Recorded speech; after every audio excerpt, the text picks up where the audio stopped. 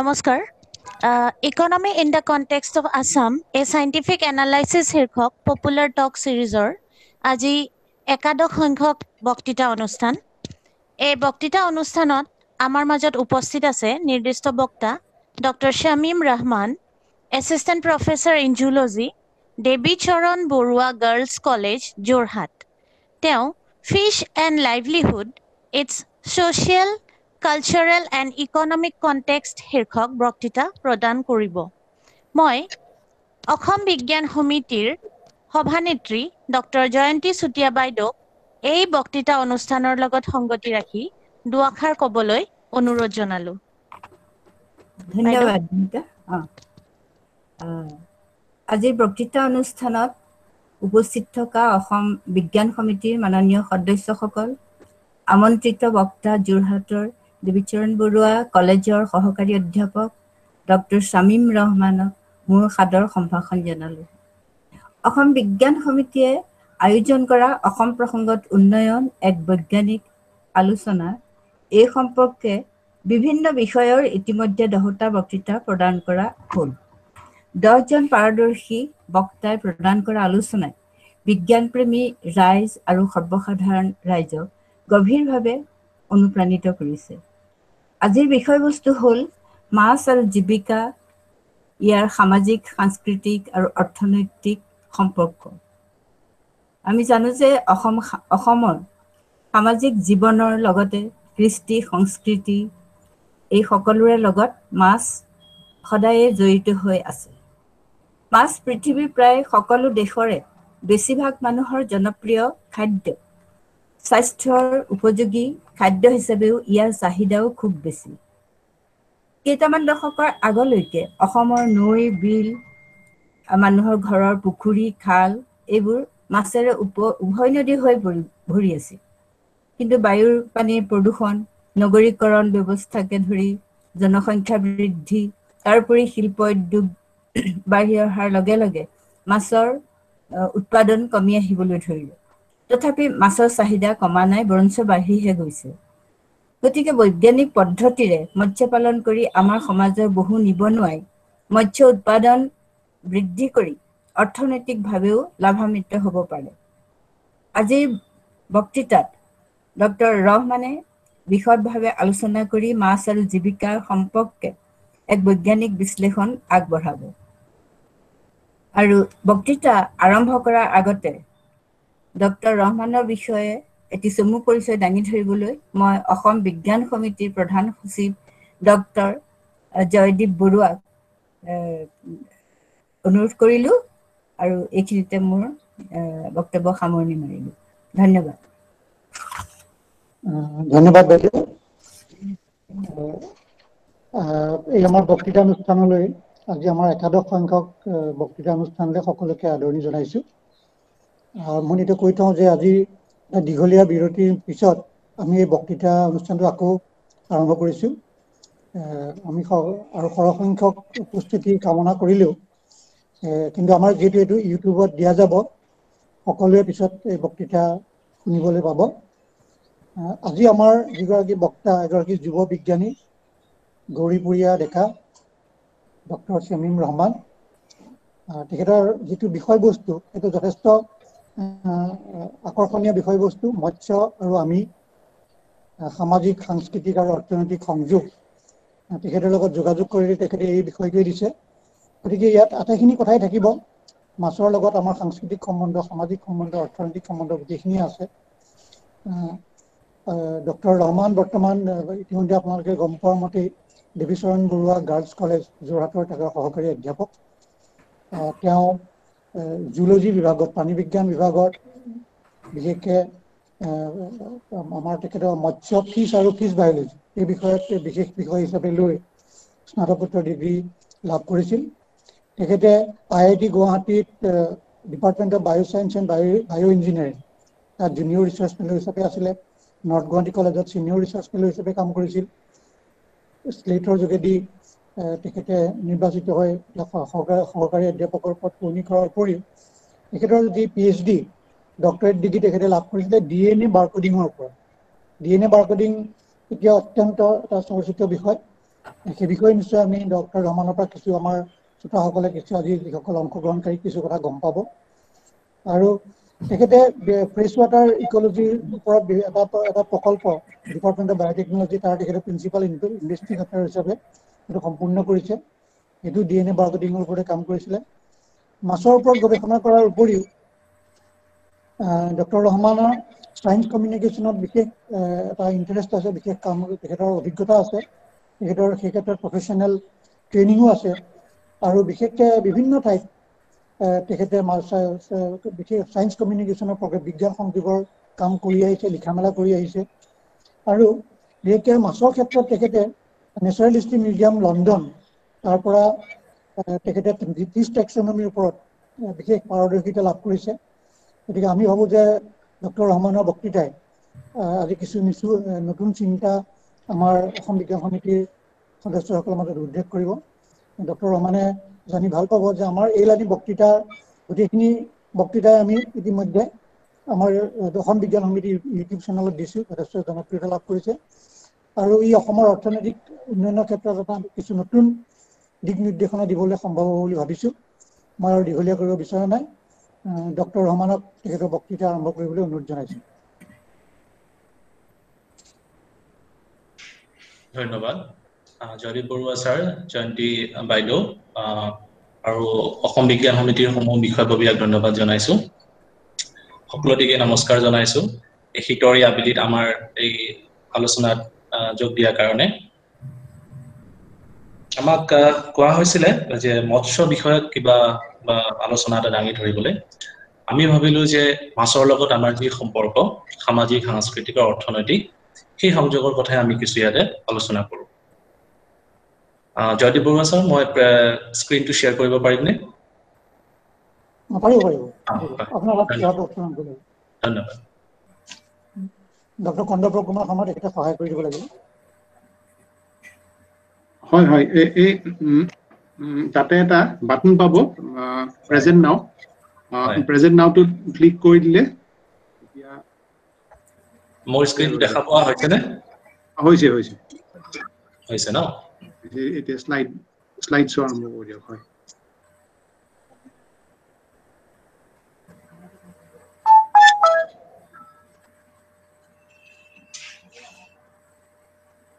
হয়, ষ্টাৰ্ট কৰি দিব পাৰি।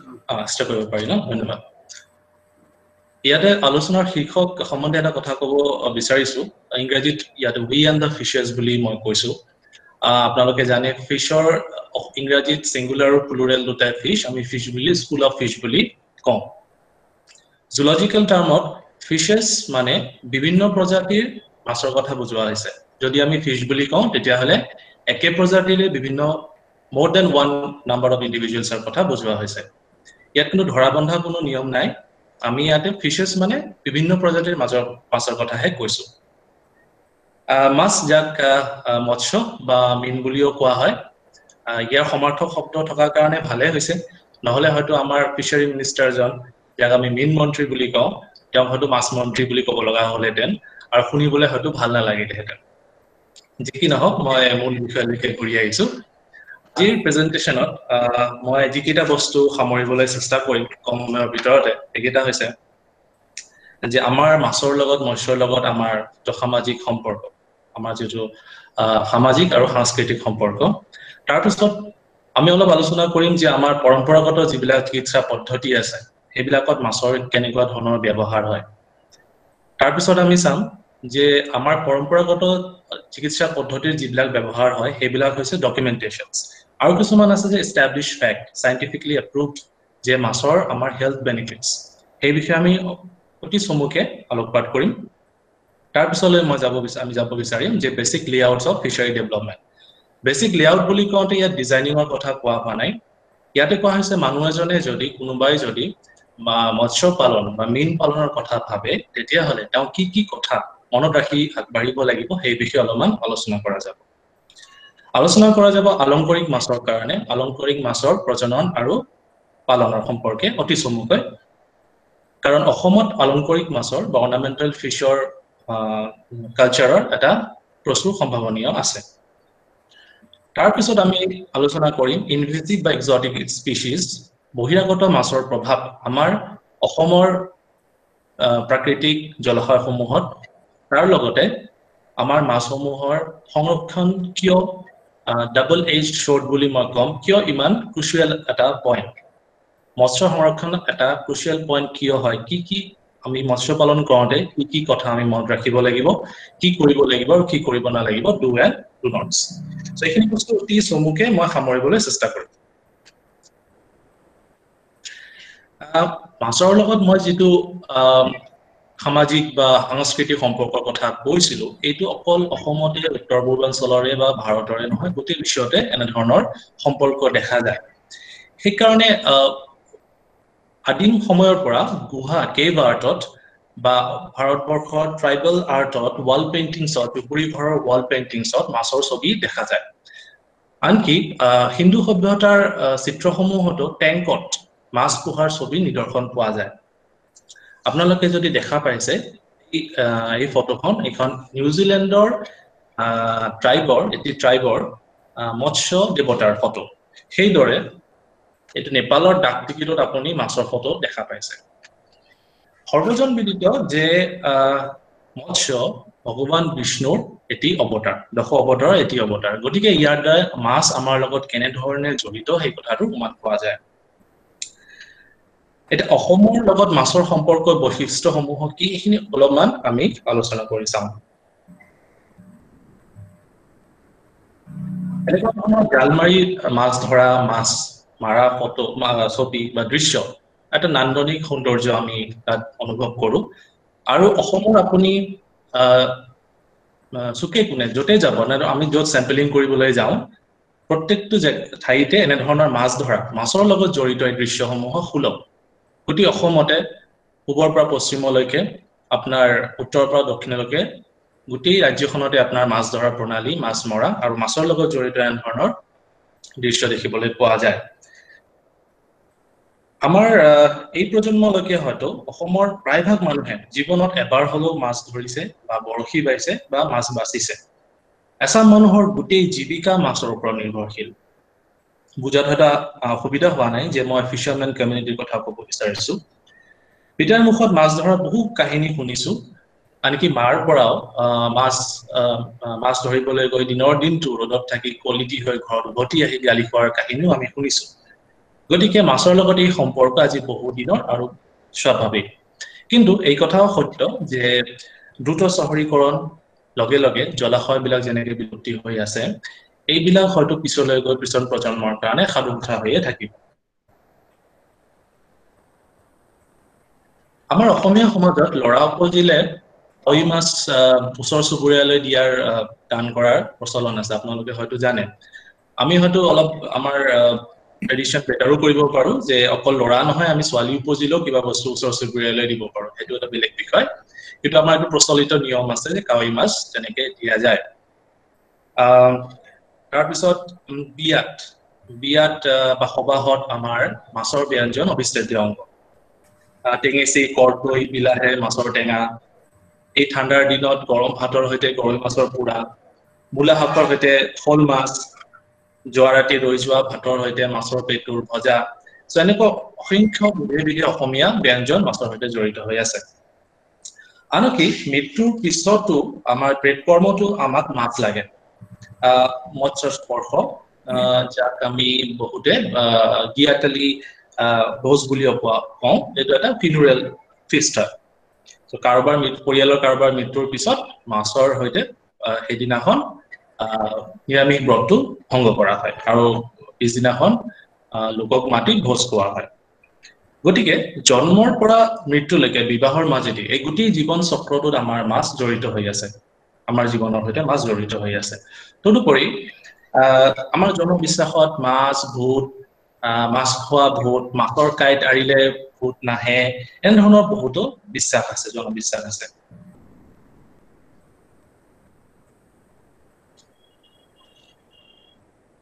এতিয়া মই ক'ব বিচাৰিছো অসমৰ ডেমোগ্ৰাফিক নামসমূহ মানুহে দিয়া ঠাইৰ নাম এনেকুৱা অসংখ্য নাম আছে যি ঠাইৰ নাম মাছৰ নামৰ সৈতে জড়িত ৰৌমাৰী কাৱৈমাৰী গৰৈমাৰী পুঠিমাৰী শ'লমাৰী শিঙিমাৰী মাগুৰমাৰী আৰু হয়তো বহুত আছে মই মিছ কৰিব পাৰো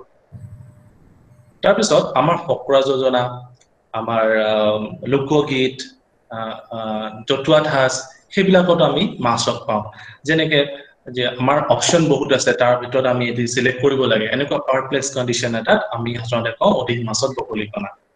বা মানুহ এজন আপোনাৰ আগত যিটো কথা কৈছে, পিছ মুহূৰ্তত আপুনি বেলেগৰ আগত শিকাৰ কথা তেওঁ যদি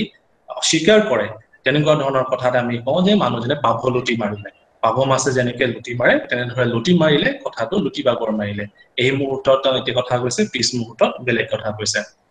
তেনেদৰে খুব টেঙৰ বা গুৰুত্ব আমি বুজাবলৈ খাটঘাটৰ চেঙেলি কথা তেনেকে ব্যৱহাৰ কৰো। এনেকুৱা হয়তো বহুত থাকিব, ইয়াত থকা জ্যেষ্ঠসকল হয়তো জানিব, আৰু আমাৰ আলোচনাৰ শেষত যেতিয়া আমি কথা পাতিম তেতিয়া হয়তো আৰু জনাবও পাৰে এনেকুৱা আৰু বহুত জতুৱা ঠাঁচ আছে যিবিলাক মাছৰ সৈতে জড়িত হৈ আছে। বা আমি কলাও নহয় বগাও নহয় এনেকুৱা ধৰণৰ বুজাবলৈ আমি মাগুৰ বৰণীয়া বুলি কৈ দিওঁ। খেতা পৰিছে বুলি ক'লে কওঁ মাছৰ নিচিনা, মৰা মাছৰ নিচিনা হেতা পৰিছে। এনেকুৱা কথা বতৰা আমাৰ সদায় মাছৰ লগত জড়িত হৈ থাকে। তাৰপিছত আমি মছলা পিহিবলৈ যিটো শিলৰ পতা ব্যৱহাৰ কৰো, মই দেখিছো যে আমি তাত কাটিবলৈ মানুহ যেতিয়া আহি পেলাই শিলৰ পতাটো কাটে, তাত মাছৰ ছবি অংকন কৰে। অকল মাছৰ ছবি কি অংকন কৰে মই নাজানো, হয়তো ইয়াত কোনোবাই জানিবও পাৰে। আমাৰ ফলে আমি ভাল পাম পিছলে মাছৰ ছবি অংকন কৰা দেখা যায় শিলৰ পতাত।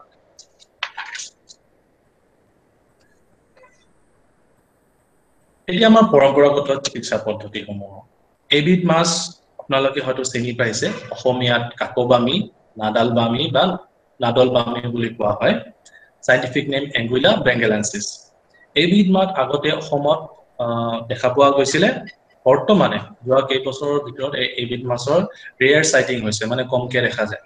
এই বছৰ বানপানীত মংগলদৈ চাইডত এইবিধ মাছ পোৱাৰ কথা আমি গম পাইছো বানপানীৰ ফলত। এইবিধ মাছ হৈছে আপোনাৰ ফ্ৰেছ ৱাটাৰ, মানে নদী বা জান-জুৰিৰ পৰা এষ্টুৱাৰী বা সাগৰৰ মোহনা বা সাগৰলৈকে প্ৰজননৰ কাৰণে যায়। এইবিধ মাছৰ শ্লেষ্মা বা মিউকাছ, যিটো সেই মিউকাছ আপোনাৰ অসমৰ এবিধ পৰম্পৰাগত চিকিৎসাত ব্যৱহাৰ হয়, যিটো মই মোৰ PhDৰ সময়ত কথাটো মই গম পাইছিলো। সেয়া হৈছে বাৰ্ণ ইনজুৰি। বাৰ্ণ ইনজুৰি বা জুয়ে পুৰিলে ইয়াৰ মিউকাছটো ইউজ কৰা হয় পৰম্পৰাগতভাৱে। চাইণ্টিফিক এভিডেন্সেছৰ কথা কোৱা নাই, ডকুমেণ্টেশ্যনৰ কথা কৈছো। পিছত আৰু আমি খবৰলৈ গম পালো যে দক্ষিণ ভাৰতীয়ত এইবিধ মাছে খুব শ্লেষ্মা চিক্ৰেট কৰে, মানে প্ৰিজাৰ্ভ কৰি থোৱাৰ কেইবামাহ পিছতো 2 মাহ 3 মাহলৈকে এবিধ মাছে মিউকাছ বা শ্লেষ্মা চিক্ৰেট কৰিব পাৰে। সেই মিউকাছ ৰাইজ ব্ৰান মানে তুঁহগুৰিৰ সৈতে মিহলাই বাত বেমাৰ বা আৰ্থ্ৰাইটিছৰ চিকিৎসা পদ্ধতি দক্ষিণ ভাৰতত ব্যৱহাৰ কৰা হয়। এই মাছৰে নিকটতম আত্মীয় ইজোডোনফিছ বড়ো, যাক অসমীয়াত নল মাছ বা সাপ মাছ বুলি কোৱা হয়, দেখাত খাইলা সাপৰ নিচিনা। এইবিধ মাছো অসমত পোৱা যায়, কিন্তু এইবিধ মাছৰ বজাৰ মূল্য নথকাৰ কাৰণে আমি সচৰাচৰ বজাৰত দেখা নাপাওঁ, বা মাছমৰীয়া এবিধ মাছ পালেও ডিছকাৰ্ড কৰি বাকী মাছবিলাক লৈ আহে, এবিধ মাছ লৈ নাহে। এইবিধ মাছৰ তাৰ নিকটতম আত্মীয়ৰো কোনো তেনেকুৱা মেডিচিনেল প্ৰপাৰ্টি আছে যদিও সেই বিষয়ে এতিয়ালৈকে কোনো ডকুমেণ্টেশ্যন বা চাইণ্টিফিক এভিডেন্সেছ নাই।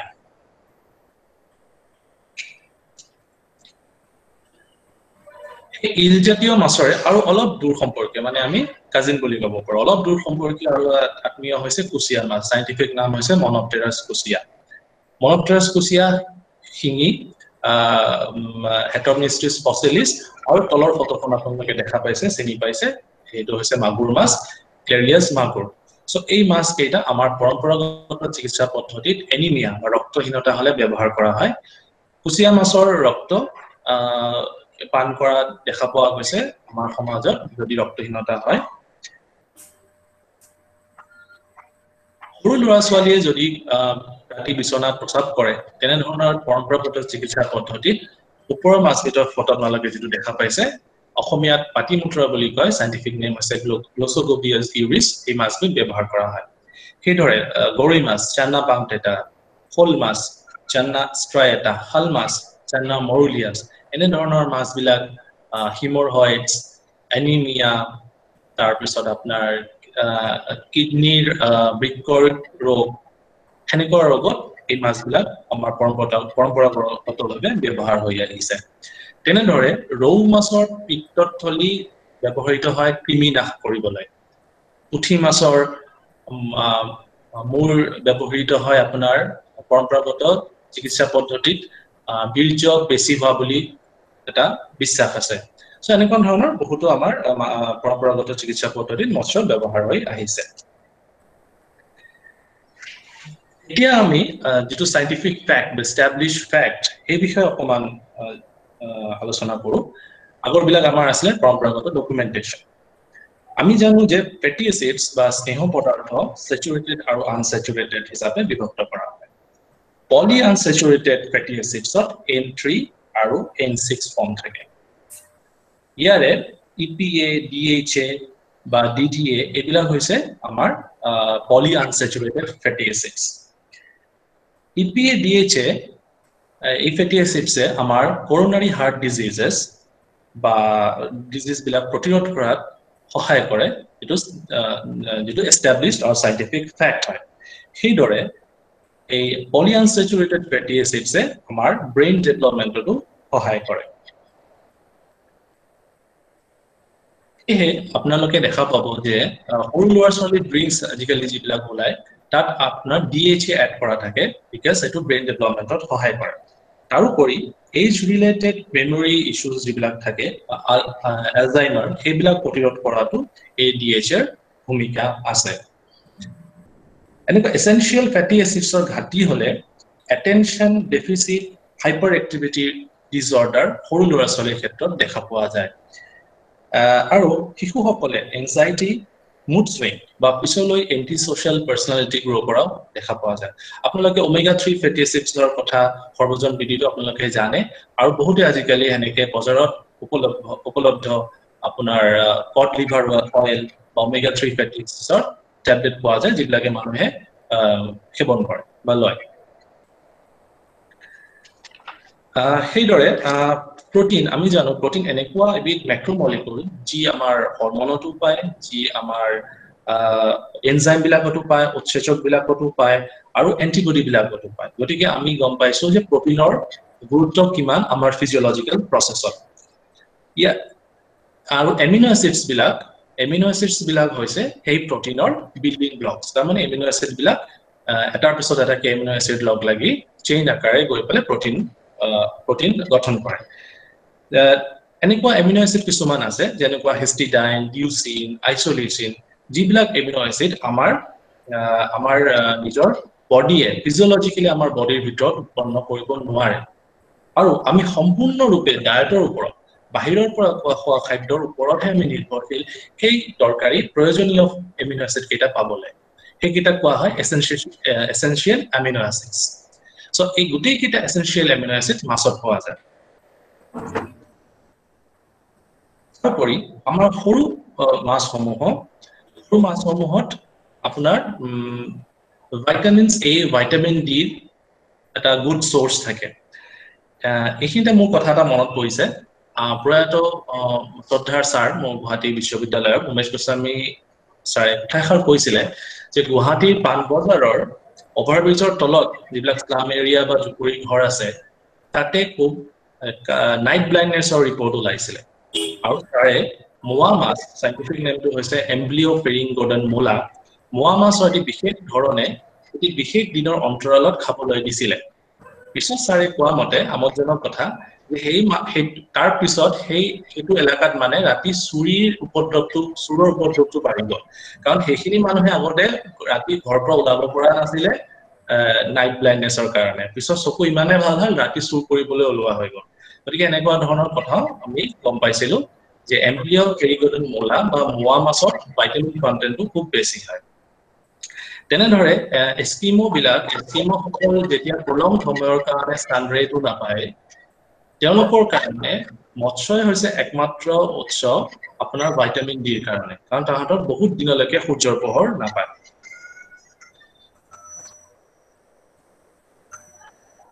আপোনালোকে হয়তো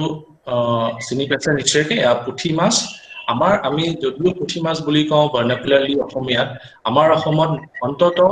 7 বিধৰ বা 8 বিধ বিভিন্ন প্ৰজাতিৰ পুঠি মাছ আছে এনেকুৱা সৰু মাছবিলাকৰ আপোনালোকে দেখিব ব্ৰিডিং সিজনত তেওঁলোকৰ কিছুমান কালাৰ ডেভেলপ কৰে সেই মাছবিলাকৰ বহুত ৰঞ্জক পদাৰ্থ বা পিগমেন্টেশনস থাকে ক্ৰোমেটোফোৰছ বুলি আমি যাক কওঁ যিটো ক্ৰোমেটোফৰ্ছে আপোনাৰ কমলা বা হালধীয়া ৰঙৰ ৰং দিয়ে পিগমেন্টেশন দিয়ে সেইকেইটা হৈছে কেৰোটিনয়েডছ যাক আমি কেৰট বা গাজৰতো পোৱা যায় সেইদৰে ব্ল্যাক বা কলা ৰঙৰ কাৰণে যেটো পিগমেন্টেশন হেতু মাছত পোৱা যায় হেতু হৈছে মেলানিন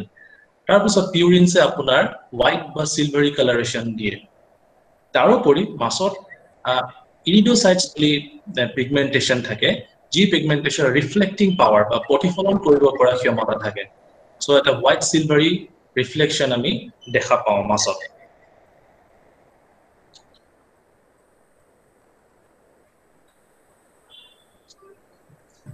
এতিয়া অলপ মৎস্য পাম বা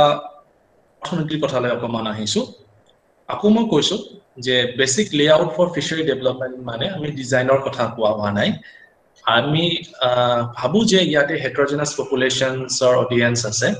আৰু ইয়াতে সকলে ফিশ ফাৰ্মাৰ নহয় গতিকে আমি আমাৰ উদ্দেশ্যটো হৈছে কোনোবাই যদি মাছ পালনৰ কথা ভাবে বেসিক স্তৰত প্ৰাথমিক পৰ্যায়ত কি কথা মনত আনিব লাগিব প্ৰি ৰিকুইজিটছ সমূহ কি গতিকে প্ৰথমতে আপুনি যদি মৎস্য পালন বা মীন পালন গঢ়ি তুলিব বিচাৰে তেতিয়াহলে আপুনি আপোনাৰ স্পট সাৰ্ভেটো কৰিব লাগিব যে পাহাৰীয়া অঞ্চল হলে নহব সামান্য এঢলীয়া হলে চলিব তাৰ সয়েল কোৱালিটি কেনেকুৱা মাটিৰ কেমিক্যাল কম্পোজিশন কেনেকুৱা মাটিয়ে পানী ধাৰণ কৰিব পাৰিছে নে পৰা নাই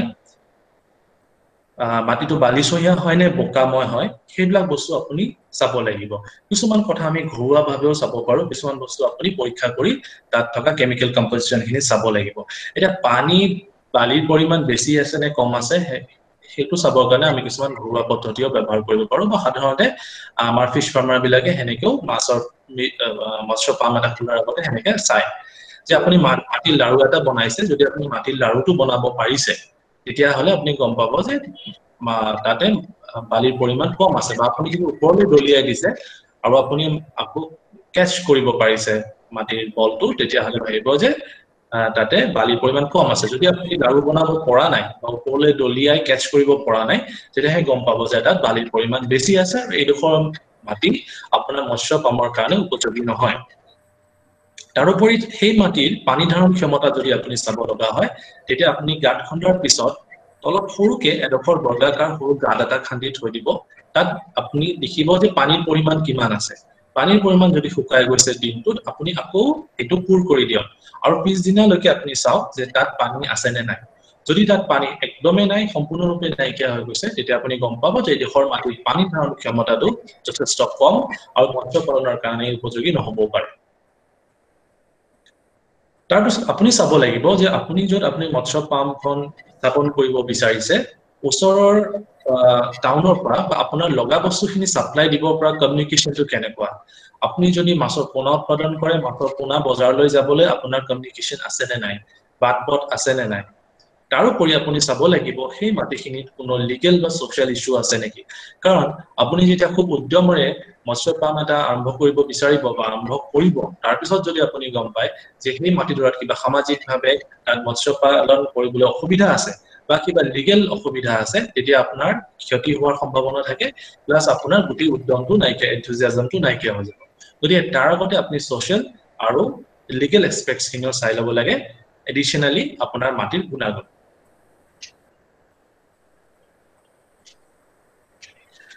মৎস্য পাম এটাত আমাৰ কি বস্তু লাগিব পাৰে মই আকৌ কৈছো এটা বেসিক আইডিয়া হে এটো ফিশ ফাৰ্মাৰ্ছৰ কাৰণে নহয় এটা ফিশ ফাৰ্মাৰ দুই ধৰণৰ থাকে প্ৰগ্ৰেছিভ আৰু মাৰ্জিনালাইজড আপোনালোকে হয়তো বাতৰি কাকতত বা নিউজ চেনেলত আজিকালি দেখিছে যে কোটি টকা পৰ্যন্ত টাৰ্ণঅভাৰ হোৱা অসমত ফিশ ফাৰ্মাৰৰ কথা শুনিছে তেওঁলোকে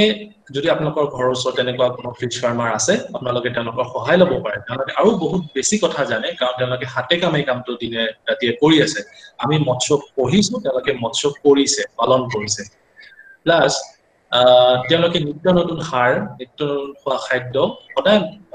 বজাৰত আহি আছে উপলব্ধ হৈ আছে এই বিষয়ে তেওঁলোকে অৱগত কৰিব পাৰিব কিন্তু তাৰ আগতে বেসিক আইডিয়াখিনিৰ কাৰণে ইয়াতে আমি ক'ব খুজিছো যে মৎস্য পালনৰ কাৰণে যিকেইটা কম্পোনেন্টছৰ দৰকাৰ হয় বেসিক কম্পোনেন্টছ সেইকেইটা হৈছে হ্যাচিং পিটছ বা হাপা য'ত আপুনি হ্যাচ কৰিব য'ত কণীৰ পৰা পোৱালি হ'ব তাৰ পিছত আপোনাৰ লাগিব নাৰ্সাৰী পণ্ডছ যদি কোনোবাই ফিশাৰীৰ লগত একেবাৰে জড়িত নহয় বা এই টাৰ্মিনোলজি বিলাক প্ৰথমবাৰৰ কাৰণে শুনিছে তেওঁলোকৰ কাৰণে মই কৈ দিছো নাৰ্সাৰী পণ্ড য'ত আমি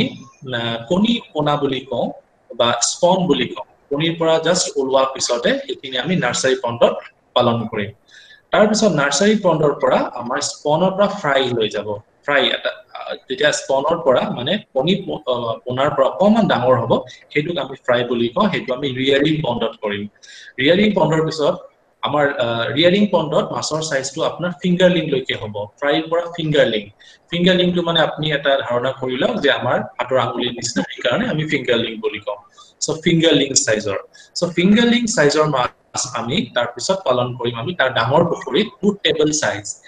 সাইজ মানে কোৱা হয় যিবিলাক মাছ আমি বজাৰত বিক্ৰী কৰিব পাৰো সেইবিলাক হয় টেবল সাইজ ফিশেছ যদি আপুনি আপোনাৰ মীন পালনত প্ৰজনন কৰাব বিচাৰিছে তেতিয়া হলে আপোনাক লাগিব ব্ৰুডাৰ পণ্ড হৈছে মেচিউৰ মতা আৰু মাইকী মাছ ৰাখি তাক প্ৰজনন ৰাখিবৰ কাৰণে যি মাছ আপুনি পিছত ব্যৱহাৰ কৰিব পাৰে প্ৰজননৰ কাৰণে কিন্তু আপোনাৰ নিৰ্ভৰ কৰিব আপোনাৰ কিমানখিনি মাটি আছে আৰু আপুনি কেনেকুৱা ধৰণৰ মাছৰ ব্যৱসায় কৰিব বিচাৰিছে আপুনি প্ৰজনন কৰাবও পাৰে আপুনি অকল মাছৰ কণী পোনা উৎপাদন কৰিব পাৰে বা আপুনি টেবল সাইজ ফিশো বজাৰত বিক্ৰী কৰিব পাৰে গতিকে যদিও এটো বহুত এনকাৰেজিং হয় যে কোটি টকা পৰ্যন্ত টাৰ্নওভাৰ হোৱা অসমতে ফিচাৰী আছে কিন্তু আৰম্ভণি স্তৰত আমাৰ নিজৰ সুবিধাসমূহ চাই আমি কিমান দূৰলৈকে কৰিব পাৰিম তেনেকুৱা পৰিস্থিতিহে আমি আৰম্ভ কৰিব লাগে মৎস্য পালন আৰু যাক আমি অসমীয়াত আঠুৱা চাই ভৰি মেলা বুলি কওঁ আপোনালোকে মন কৰিব যে এনেকুৱা কোটিটকীয়া টাৰ্নওভাৰ আৰম্ভণি খুব সৰু পৰ্যায়ৰ থ্ৰুদিহে হৈছিলে আৰু অসমীয়া মানুহৰ পিছফালে মন কৰিব যে গাঁৱত আগতে পুখুৰী এটা থাকে তাত একো বৈজ্ঞানিকভাৱে কোনো মৎস্য পালন নকৰাকৈ এটামান মাছ মেলি দিও মানুহে মাছ খায় গতিকে তাতে যদি আপুনি অকমান সাইন্টিফিক ইনপুটটো দিব পাৰে তেতিয়া আপুনি মৎস্য পালনত লাভ কৰিব পাৰে আৰু মৎস্য পালন এনেকুৱা এটা ব্যৱসায় য'ত আপোনাৰ ক্ষতি হোৱাৰ চান্সেছটো একেবাৰে নীল বা শূন্য বুলি ক'ব পাৰি কাৰণ ইয়াতে কনষ্ট্ৰেইনৰ ভিতৰত যেটো ডিজিজ বা মাছৰ ৰোগৰ কথা কোৱা হৈছে সেই মাছৰ ৰোগ আজিৰ দিনত অসমত কন্ট্ৰোল মাছৰ ডিজিজ আজি এসময়ত যেটো আছিলে সেইটো আজি কন্ট্ৰোল আজি বিভিন্ন ধৰণৰ মেডিসিন ভিটামিনছ যেটো মাছৰ খোৱা খাদ্যৰ লগত দিয়া হয় গতিকে মাছৰ ৰোগ আজি নিয়ন্ত্ৰণত আছে তাৰ বাহিৰে আপোনাৰ বেলেগ কনষ্ট্ৰেইন যদি হয় ফিশ পালনত তেতিয়া হলে হ'ব এক নম্বৰ হ'ব পাৰে হয়তো প্লান আৰু দুই নম্বৰ হ'ব পাৰে পোচিং যদি বানপানীৰ সময়ত পাৰ ভাঙি মাছ ওলাই যায় বা বাহিৰৰ পানী সোমাই আহে বা আপোনাৰ যদি সুৰক্ষা নাথাকে সিকিউৰিটি নাথাকে মীন পালনৰ সেই দুটাৰ বাহিৰে বেলেগ সাংঘাতিক কোনো কনষ্ট্ৰেইন নাই সো এই পুখুৰীসমূহলৈ আপোনাৰ মীন ফাৰ্মৰ 70% বা 65 to 70% এৰিয়া আপোনাৰ মীন পালনত গুচি যাব বাকি তাৰ উপৰি আপোনাৰ দৰকাৰ হ'ব ইলেক্ট্ৰিচিটি আপোনাৰ দৰকাৰ হ'ব ওয়াটাৰ সাপ্লাই যদি আপুনি তাৰ লগতে পশুপালন কৰিছে আপুনি যদি যাতে কুকুৰা পুহিছে আপুনি যদি গাহৰি পুহিছে আপুনি যদি ছাগলী পুহিছে তেতিয়া কাৰণে আপোনাৰ লাইভ ষ্টক হাউস লাগিব তাৰ পিছত যদি আপুনি সিকিউৰিটি ৰাখিছে চকীদাৰ ৰাখিছে কাম কৰা মানুহ ৰাখিছে তেতিয়া হলে আপোনাৰ ৰেস্ট হাউস লাগিব গতিকে এইখিনি এসোসিয়েটেড যিখিনি কম্পোনেন্টস সেইখিনি আপোনাৰ 30% আৰু বাকি পুখুৰী সমূহলৈ আপোনাৰ 70% সো তেনেকে ধৰণৰ আপুনি এটা মীন পালনৰ আইডিয়া এটা পাব পাৰে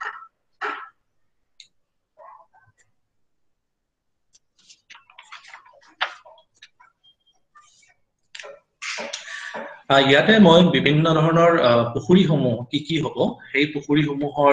সাইজ কিমান হ'ব আৰু তাত আপুনি কি মাছ পুহিব এই বিষয়ে অকমান এটা থুলমুল এটা আইডিয়া দিবলৈ চেষ্টা কৰিছো যেনেকুৱা আমি প্ৰথমতে কৈছো যে হ্যাচিং পিট বা য'ত মাছটো আফটাৰ ফাৰ্টিলাইজেশন মাছৰ কণীৰ পৰা যেতিয়া পোৱালি জগিব হ্যাচিং পিট বুলি কোৱা হয় বা হাপা বুলি কোৱা হয় আজিকালি হাপা ইউজ নকৰি পেলে যেটো ইকো হ্যাচাৰি ইউজ কৰে ইকো হ্যাচাৰি আপোনাৰ 1982-83 মানতে নগাঁৱৰ হোজাই অঞ্চলত প্ৰথমতে সেই ইকো হ্যাচাৰি দি মীন পালন কৰা হৈছিল আৰু আজি অসমত বহুত ইকো হ্যাচাৰি আছে সো ইকো হ্যাচাৰিতে আপুনি প্ৰজননো কৰাব পাৰে তাৰ এটা সেকশনত আপুনি এই কণীৰ পৰা ওলোৱা কণী পোনাসমূহ ৰাখিব পাৰে বা আপুনি আঠুৱা দি দুটা হাপা বনাই ল'ব পাৰে য'ত আপোনাৰ মাছ কণীৰ পৰা ওলোৱা মাছখিনি আঠুৱাৰ ফুটাৰে বাহিৰলৈ ওলাই আহিব আৰু আপুনি তেতিয়া সেই কণী পোনাখিনি সংগ্ৰহ কৰিব পাৰে যাক হেচিং হাপা বুলি কোৱা হয় তাৰ পিছত হেচিং হাপাৰ পৰা আপুনি যেটা কালেক্ট কৰিব সেইখিনি আমি কম স্পন নাৰ্সাৰী পণ্ডত স্পনৰ পৰা ফ্ৰাই লৈকে মাছক আমি পুহিব লাগিব সো স্পনৰ পৰা যেটা ফ্ৰাই হ'ব তেতিয়া মাছৰ সাইজ হ'ব আপোনাৰ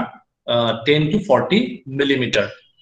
আৰু ইয়াতে এটা থুলমূল এটা পণ্ডৰ সাইজও দিয়া হৈছে আপোনাৰ পণ্ডৰ সাইজ যদি 100 ৰ পৰা 50 বৰ্গমিটাৰ হয় তেনেদৰে ৰিয়েৰিং পণ্ডত আমি ফ্ৰাইৰ পৰা ফিংগাৰলিং যেটো মই কৈছো আমাৰ আঙুলি থুলমূল ভাবে আমাৰ হাতৰ আঙুলি সাইজৰ হেটো আপোনাৰ 50 to 100 মিলিমিটাৰ সাইজৰ মাছ আমি ৰিয়েৰিং পণ্ডত পুহিম আমি টেবল সাইজ ফিশ যদি আমি পুহিব বিচাৰো যে আপোনাৰ 700 800 গ্ৰাম to 1 কেজি আৰু 1 কেজিতকে ডাঙৰো হ'ব পাৰে যেটো আমি মাৰ্কেটেবল সাইজ বুলি কওঁ হেটো আমি ষ্টকিং পণ্ডত বা ভৰাল পণ্ড বুলি কওঁ ভৰাল পুখুৰীত আমি হেটো পুহিম আৰু আমি যদি ব্ৰুডাৰ্স ৰাখিব বিচাৰিছো যে আমি প্ৰজনন কৰাম তেতিয়া হলে সেই প্ৰজনন কৰা মাছ কেইটাক আমি কম ডেনসিটিত আমি ব্ৰুডাৰ পণ্ডছত ৰাখিম প্ৰজননক্ষম মাছসমূহ ব্ৰুডাৰ পণ্ডত ৰাখা যাব ব্ৰুডাৰ যেতিয়া আমি সিলেক্ট কৰো মতা মাইকী মাছ যেতিয়া আমি সিলেক্ট কৰো সেই ক্ষেত্ৰত যদি আমি বাৰে বাৰে একেটা মীন পালনৰ ভিতৰতে যদি আমি প্ৰতি বছৰে আমি যদি একেটা মীন পালনৰ পৰা সিলেক্ট কৰো বা আমি সদায় একেটা জায়গাৰ পৰা আমি যদি ব্ৰুডাৰ্সৰ পৰা আমি যদি স্পন আনো তেতিয়া হলে আপোনালোকে জানে যে ইনব্ৰিডিংৰ প্ৰবলেম হ'ব ইনব্ৰিডিংৰ প্ৰবলেম কাৰণ বাৰে বাৰে হেতুৰ মাজতে ব্ৰিডিং হোৱাৰ কাৰণে আপোনাৰ ফিশৰ গ্ৰোথ কমি যাব পাৰে বা মাছৰ ৰোগৰ সম্ভাৱনাও বাঢ়ি যাব পাৰে গটিকে যেতিয়া আমি ব্ৰুডাৰ সিলেক্ট কৰো সো অসমত ব্ৰুডাৰ পাবলৈ অসুবিধা হয় আৰু আমি বহুত ফিশ ফাৰ্মাৰ লগত যেতিয়া কথা পাতো আমি গম পাওঁ তেওঁলোকে কলিকতাৰ পৰা বা বাহিৰৰ পৰা ডাইৰেক্ট স্পন ক্ৰয় কৰে ইয়াতে ব্ৰুডাৰ সংগ্ৰহ কৰাতকৈ তাহাতে স্পনটো বাহিৰৰ পৰা ক্ৰয় কৰি আনি পেলাই ইয়াত বাকিখিনি কাম কৰে তো আমি ব্ৰুডাৰ আমি হয়তো প্ৰাকৃতিকভাৱে আহৰণ কৰিব পাৰো সেই ব্ৰুডাৰক পঢ়িবলৈ তাক প্ৰজননক্ষম কৰিবলৈ যথেষ্ট এফৰ্ট দিব লাগে এখিনো আমাৰ অসুবিধা আছে এতিয়া যদি আমাৰ আইএমসি বা ইন্ডিয়ান মেজৰ কাপ হয় যদি আমাৰ ৰৌ মাছ হয় যদি আমাৰ ভকুৱা মাছ বা বাহু মাছ হয় যদি আমাৰ মিৰিকা মাছ হয় তেতিয়া হলে এই মাছে বন্ধ পানীত কণী নাপায় সো হেতু কাৰণে আমাক কি কৰিব লাগিব আমি আৰ্টিফিশিয়াল ব্ৰিডিং কৰো বা আমি ইনজেকশন দিও এটো কথা আজিকালি প্ৰায় ভাগেই জানে কিন্তু যদি এটো কমন কাপ হয় তেতিয়া হলে আমাৰ এটো দৰকাৰ নাই বা যদি টিলাপিয়া হয় তেতিয়া হলে দৰকাৰ নাই যেটো এক্সোটিক স্পিচিছ বহিৰাগত মাছ বিদেশী মাছ আমাৰ দেশীয় যদি মাছসমূহ ইন্ডিয়ান মেজৰ কাপ বিলাকৰ কাৰণে আমি ইনজেকশন দিব লাগিব সেই ইনজেকশনত আমি কি দিও পৰম্পৰাগতভাৱে আমি পিটুইটাৰী গ্ৰন্থি পিটুইটাৰী এন্ডোক্ৰাইন গ্ৰন্থি স্ট্ৰেক্ট আমি ইউজ কৰো মেল আৰু ফিমেলক বিভিন্ন ডোজ আছে ইয়াত মই আপোনাক টেবুল আকাৰে সেই ডোজখিনি দিব চেষ্টা কৰিছো সো ফিমেলক দুবাৰ আৰু মেলক এবাৰ ইনজেকশন দিয়া হয় আপোনাৰ ডোৰ্সেল ফিনৰ তলত তেনেদৰে আজিকালি পিটুইটাৰী এক্সট্ৰেক্টটো ইউজ নকৰি পালে সিনথেটিক হৰমোনো বহুত পোৱা যায় যেনেকৈ ওভাপ্ৰিন ওভাটাই হেবিলাকে আজিকালি বেছি ইউজ কৰা হয় যেবিলাক আপুনি পিটুইটাৰী গ্ৰন্থি উলিয়াই এক্সট্ৰেক্ট বনাব নালাগে আপুনি ডাইৰেক্টলি হেবিলাক ইউজ কৰিব পাৰে in male and female according to their need সেই মতে আপুনি এটো ইউজ কৰিব পাৰে তাৰোপৰি আপুনি মতা আৰু মাইকী মাছ কেনেকৈ চিনি পাব কেনেকৈ হিহঁতক আপুনি প্ৰজননক্ষম কৰিব সেই বিষয়ে আপুনি অকমান হলো আগতীয়াকে জানি ল'ব লাগিব কাৰ্প মাছ যদি হয় ইন্ডিয়ান যদি মেজৰ কাৰ্প হয় ইন্ডিয়ান মেজৰ কাৰ্পৰ মতা আৰু মাইকী মাছৰ চিনাক্তকৰণ ম্যাচিউৰ ফিশৰ চিনাক্তকৰণ বাহিৰৰ পৰা সম্ভৱ মৰ্ফোলজিক্যালি আমি চাব পাৰো কাৰণ মতা মাছৰ ইন্ডিয়ান মেজৰ কাৰ্পৰ মতা মাছৰ বক্ষীয় পাখি খুব ৰাফ হয় খহটা হয় কিন্তু মাইকী পাখি স্মুথ হয় খহটা নহয় প্লাস আপোনাৰ মাইকী মাছৰ পেটটো উফন্দা হয় আৰু কণীৰে পৰিপূৰ্ণ হৈ থাকিব প্ৰজননৰ সময়ত আৰু মতা মাছৰ আপোনাৰ আৰু মাইকী মাছৰ জনিদাৰত আপুনি গুলপীয়া বা পিংক এটা ৰং দেখা পাব যেটো আপোনাৰ মতা মাছৰ দেখা নাপায় আৰু মতা মাছৰ পেটত অকমান হেঁচা দিলে আপোনাৰ শুক্ৰ উলাই অহা আপুনি দেখা পাব কিন্তু মাগুৰ মাছৰ ব্ৰিডিং যদি আপুনি কৰায় মাগুৰ মাছৰ ব্ৰিডিংত মতা মাছটো স্যাক্ৰিফাইস নকৰাকে মতা মাছটো নামাৰি নাকাটাকে আমি শুক্ৰাশয় উলিয়াই আনিব নোৱাৰো ব্ৰিডিং কৰিব কাৰণে কিন্তু অসম কৃষি বিশ্ববিদ্যালয় এটি পদ্ধতি উদ্ভাৱন কৰিছে য'ত আমি মতা মাছটো স্যাক্ৰিফাইস নকৰাকেও কুকুৰা হয় উলিয়াই আনি পেলাই মাছৰ প্ৰজনন কৰাব পাৰো সো যেতিয়া আপনি যদি ব্ৰিডিং কৰাব বিচাৰে তেতিয়া হলে 3-4 মাহ পূৰ্বে আপনি ব্ৰুডাৰ সিলেকশন কৰি আনি পৰাপক্ষত বেলেগ বেলেগ পণ্ডত ৰাখিব লাগে কাৰণ বেলেগ বেলেগে যদি আমি সেগ্ৰিগেট কৰি ৰাখো মতা আৰু মাইকী তেতিয়া প্ৰজনন ভাল হয় বুলি কোৱা হয়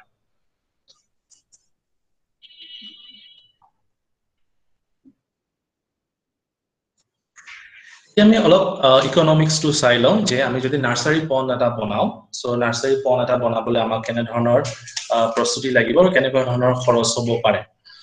সো নাৰ্সাৰী পণ্ড প্ৰিপাৰেচনত আমি চুন ব্যৱহাৰ কৰিবলৈ মই ডিটেইলছত ইয়াতে কোৱা নাই এটা প্ৰাথমিক আভাসে দিছো চুন বা সাৰ ব্যৱহাৰ কৰিব পাৰে বা যেতিয়া আপুনি মাছ পোনা মেলিব তাৰ অন্তত 24 ঘণ্টা আগত কেৰাচিন তেল সাবনৰ মিক্স আপুনি ব্যৱহাৰ কৰিব পাৰে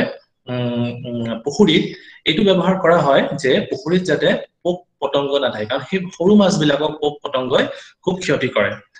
আৰু এটা কথা মই পাহৰিছো যে প্ৰথমতে যেটা কণী পোনাৰ পৰা মাছ কণী আপোনাৰ স্পন ওলাব সেই স্পনটো প্ৰথমতে প্ৰাকৃতিক খাদ্যৰ ওপৰতহে ডিপেন্ড কৰে প্ৰাকৃতিকভাৱে যি খাদ্য পুখুৰীত এভেইলেবল আছে সেইখিনিয়ে খাব পাৰে যেনেকুৱা ধৰক প্ৰাণীকণা হল আপোনাৰ প্ল্যাংটনস জু প্ল্যাংটনস নি গ্ৰো কৰিবৰ কাৰণে যেতিয়া আমি পুখুৰীটো আমি প্ৰিপেয়াৰ কৰো তেতিয়া পুখুৰীত আমি কেঁচা গোবৰ দিওঁ সো কেঁচা গোবৰ দিলে আপোনাৰ প্ৰাণীকণা বা জু প্ল্যাংটনস যেনেকুৱা ডেফনিয়া মইনা সেইবিলাকৰ উৎপাদন বেছি হয় আৰু সেই প্ৰাণীকণাবিলাকে খাব পাৰে তাৰ পিছত আপোনাৰ নাৰ্সাৰী পণ্ডত আপুনি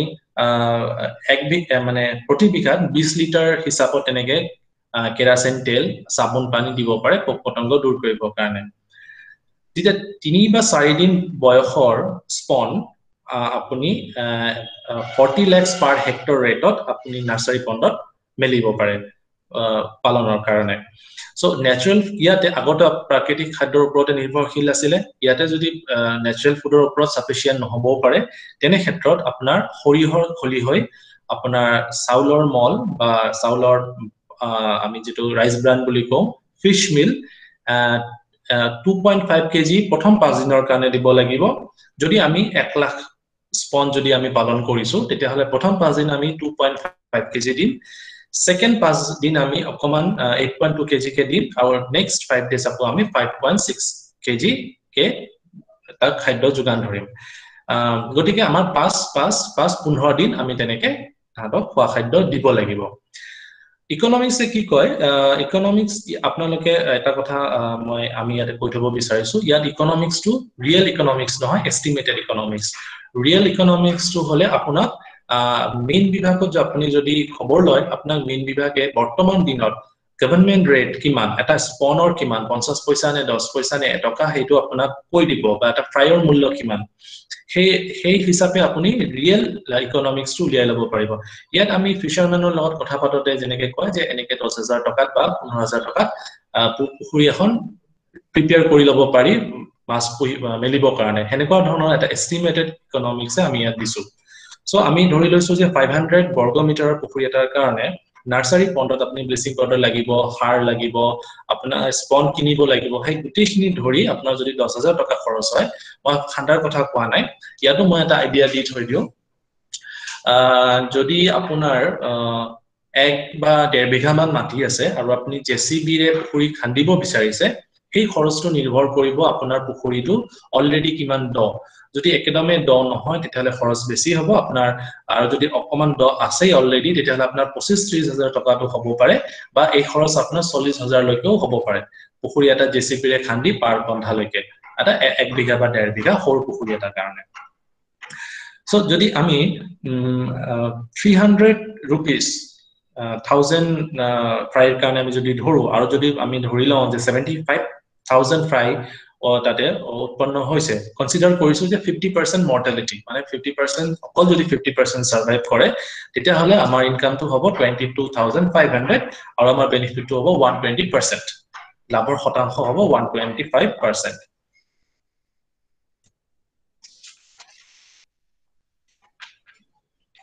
সেইদৰে ৰিয়াৰিং পণ্ডতো আমি চূণ দিব লাগিব, কাউডাং দিব লাগিব, ইউৰিয়া, ছুপাৰ ফসফেট ইউজ কৰিব লাগিব। আৰু আগত যে আমি কৈছিলো 5 দিন আৰু 5 দিনকে আমি খাদ্য দিলো, গতিকে 15 দিনৰ বয়সৰ মাছ কেইটা হৈ গল। 15 দিন বয়সৰ সেই মাছ কেইটা 25 to 30 millimetre size at the rate of 2 to 3 lakh per hectare হিচাপত আমি পুখুৰীত মেলিব পাৰো। কমপ্লিমেন্টাৰী ফুড হিচাপে ইয়াতো আপুনি সৰিহৰ খলি হয়, ৰাইচ ব্ৰান, চাউলৰ মল, ড্ৰাই ফিশ পাউডাৰ, যেটো আপোনাৰ প্ৰটিন কন্টেন্টটো মিট কৰিব, আমি সাপ্লাই কৰিব পাৰো এট দ্য ৰেট অফ 600 গ্ৰাম প্ৰথম 30 দিনৰ কাৰণে, 1 কেজি নেক্সট 30 ডেজৰ কাৰণে, 20 কেজি আকৌ নেক্সট 30 ডেজৰ কাৰণে, যদি এটো আমি 1000 বৰ্গ মিটাৰৰ এটা পুখুৰী কল্পনা কৰি লওঁ। তাৰ মানে অলমোস্ট 2 মাহ মান সময় আমি ৰিয়াৰিং পণ্ডত মাছৰ পালন কৰিম। এটা কথা মই মিছ কৰিছো, সেইটো হৈছে আপুনি যেতিয়া নাৰ্সাৰী পুখুৰীত যেতিয়া আপুনি স্পন মেলিব, তেতিয়া কোনো ক্ষেত্ৰতে স্পন আনি পালে ডাইৰেক্টলি পুখুৰীত মেলিব নালাগে বা দুপৰীয়া সময়ত মেলিব নালাগে। যিটো পাত্ৰত বা পলিথিনৰ বেগত আপুনি স্পন আনিব, সেই পলিথিনৰ বেগটো আপোনাৰ পুখুৰীত ওলমাই থব লাগিব পানীত, যাতে পুখুৰীৰ পানী আৰু আপোনাৰ সেই পাত্ৰৰ পানী যত আপুনি স্পন আনিছে সেই দুটাৰ মাজত টেম্পাৰেচাৰটো সমতা স্থাপন হৈ যায়। যদি মাছৰ টেম্পাৰেচাৰটো সমতা স্থাপন নহয়, তেতিয়াহলে আপুনি যেতিয়া মাছ মৰিব, তেতিয়া মাছৰ মৰ্টিলিটি ৰেটটো বহুত হাই হৈ যাব। সো ৰিয়াৰিং পণ্ডৰ ইকনমিক্স হে একে ধৰণে এটা এস্টিমেটেড ইকনমিক্স মই এটা দিব বিচাৰিছো যে 1000 স্কয়াৰ মিটাৰ পুখুৰী এটাত যদি আমি প্ৰিপাৰেচন কৰিবলৈ তাক সাৰ, ব্লিচিং পাউডাৰ আৰু লেবাৰ আৰু ফ্ৰাই কিনিবলৈ যিখিনি খৰচ হয়, এইখিনি যদি 15000 হয়, তেতিয়াহলে আমাৰ 21000 যদি ফিংগাৰলিং হয়, কনসিডাৰ কৰিছো যে 70% সাৰ্ভাইভ কৰিব। ইয়াত আমি 50% পৰা 70% এই কাৰণে কৰিছো কাৰণ ইয়াত ডেনসিটিটো অকমান কমি যাব। গতিকে আমাৰ বেনিফিটছটো হ'ব অলমোস্ট 90% ৰ ওপৰত, লাভৰ শতাংশ হ'ব 96% অলমোস্ট।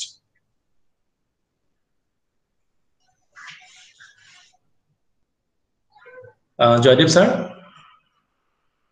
হয়, আৰু মই কিমান সময় ল'ব পাৰিম? ঠিক আছে, আৰু 15 মিনিট বা 15 মিনিট 15-20 মিনিট মান ল'ব পাৰো, ঠিক আছে। 15-20 মিনিট ল'ব পাৰিব। সো তেনেধৰণে আৰু আমাৰ কম্পোজিট ফিশ ফাৰ্মিং আছে, যাক আমি সংমিশ্ৰিত মৎস্য পালন বুলি কওঁ। আমাৰ ইন্টিগ্ৰেটেড ফিশ ফাৰ্মিং আছে, যাক আমি সমন্বিত মীন পালন বুলি কওঁ। এই বিষয়ে মই এটা লেকচাৰত গোটেইখিনি বস্তু সামৰি লোৱাটো অকমান অসুবিধা হয়, গতিকে জাষ্ট আমাৰ গ্লিমছ দি আভাস এটা দি থৈ দিছো যে কম্পোজিট ফিশ কালচাৰত আমি বেলেগ বেলেগ মাছ আমি একেটা সময়তে আমি পালন কৰিব পাৰো। 6 স্পিচিছ কালচাৰ বুলি কোৱা হয়, তাত আমি 3 বিধ দেশীয় মাছ আৰু 3 বিধ বিদেশী মাছ একেলগে কালচাৰ কৰো। আমাৰ থিয়ৰিটো এনেকুৱা হৈছে যে কম্পোজিট ফিশ কালচাৰত আমি মাছসমূহৰ মাজত ফুডৰ কাৰণে কম্পিটিশনটো কমাই দিওঁ, তেওঁলোকৰ ডিফাৰেন্ট নিচে, মানে যিটো স্তৰত তেওঁলোকে খাদ্য গ্ৰহণ কৰে সেইটো কনসিডাৰ কৰি পেলাই। যেনেকৈ আমি যদি ৰৌ মাছ লওঁ, সাইন্টিফিক নেম লেবিঅৰহিটা, যিটো হয় কুলম ফিডাৰ, মধ্য স্তৰত খাদ্য গ্ৰহণ কৰে। ভকুৱা বা কাটলা বা বাহু মাছ, সাইন্টিফিক নেম জিবেলিয়ান কাটলা, আগতে কাটলা আছিলে, সাৰফেস ফিডাৰ, ওপৰ স্তৰত খাদ্য গ্ৰহণ কৰিব। মৃগাল বা মিৰিকা মাছ, চিৰহেনাছ মৃগেলা, যিটো মাছ হৈছে বটম ফিডাৰ বা তলত খাদ্য গ্ৰহণ কৰিব। গতিকে মাছসমূহৰ মাজত খাদ্যক লৈ কম্পিটিশনটো কমি যায়, গতিকে আমি এনেকুৱা মাছ একেলগে পালন কৰিব পাৰো। সেই ধৰণে আমি ইন্টিগ্ৰেটেড ফিশ ফাৰ্মিং বা সমন্বিত মীন পালনত আমি মাছৰ লগতে আমি হাঁহ পুহিব পাৰো, মাছৰ লগতে আমি কুকুৰা পুহিব পাৰো, মাছৰ লগতে আমি গৰু, ছাগলী বা গাহৰি পুহিব পাৰো। ইয়াতে আমাৰ প্লাস পইণ্টটো এইটোৱে হ'ল, যদি আমি হাঁহ পুহিছো মাছৰ লগত পুখুৰীত, তেতিয়াহলে আমাৰ 50% হাঁহৰ যিটো খাদ্য হাঁহে পুখুৰীৰ পৰাই গ্ৰহণ লৈ ল'ব পাৰিব, আৰু হাঁহৰ মল যিটো হ'ব সেইটো হ'ব মাছৰ উৎকৃষ্ট খাদ্য। গতিকে আমি ফিশৰ ফুডৰ কষ্টিংটো আমাৰ কমি গ'ল। তাৰোপৰি হাঁহে পুখুৰীৰ মাটি খুচৰি তাত থকা নিউট্ৰিয়েন্টছ বা পুষ্টি দ্ৰব্যসমূহ পুখুৰীত মুকলি কৰিব, আৰু হাঁহে যেতিয়া পুখুৰীত চৰিব তেতিয়া পানীত আপোনাৰ অক্সিজেন বা অম্লজানৰ পৰিমাণটো বাঢ়ি যাব। তেনেদৰে আমি যদি গাহৰি 3 তৰপীয়া সমন্বিত মৎস্য ফাৰ্মিং যদি আমি কৰো, য'ত আমি কুকুৰা, গাহৰি আৰু মাছ একেলগে পালন কৰো, তাতে আপোনাৰ কুকুৰাৰ মল গাহৰি 50% কমপ্লিমেন্টাৰী ফুড হিচাপে কাম কৰে, আৰু গাহৰিৰ মল মাছৰ উৎপাদন ব্যয় 60 to 70% হ্ৰাস কৰিব পাৰে।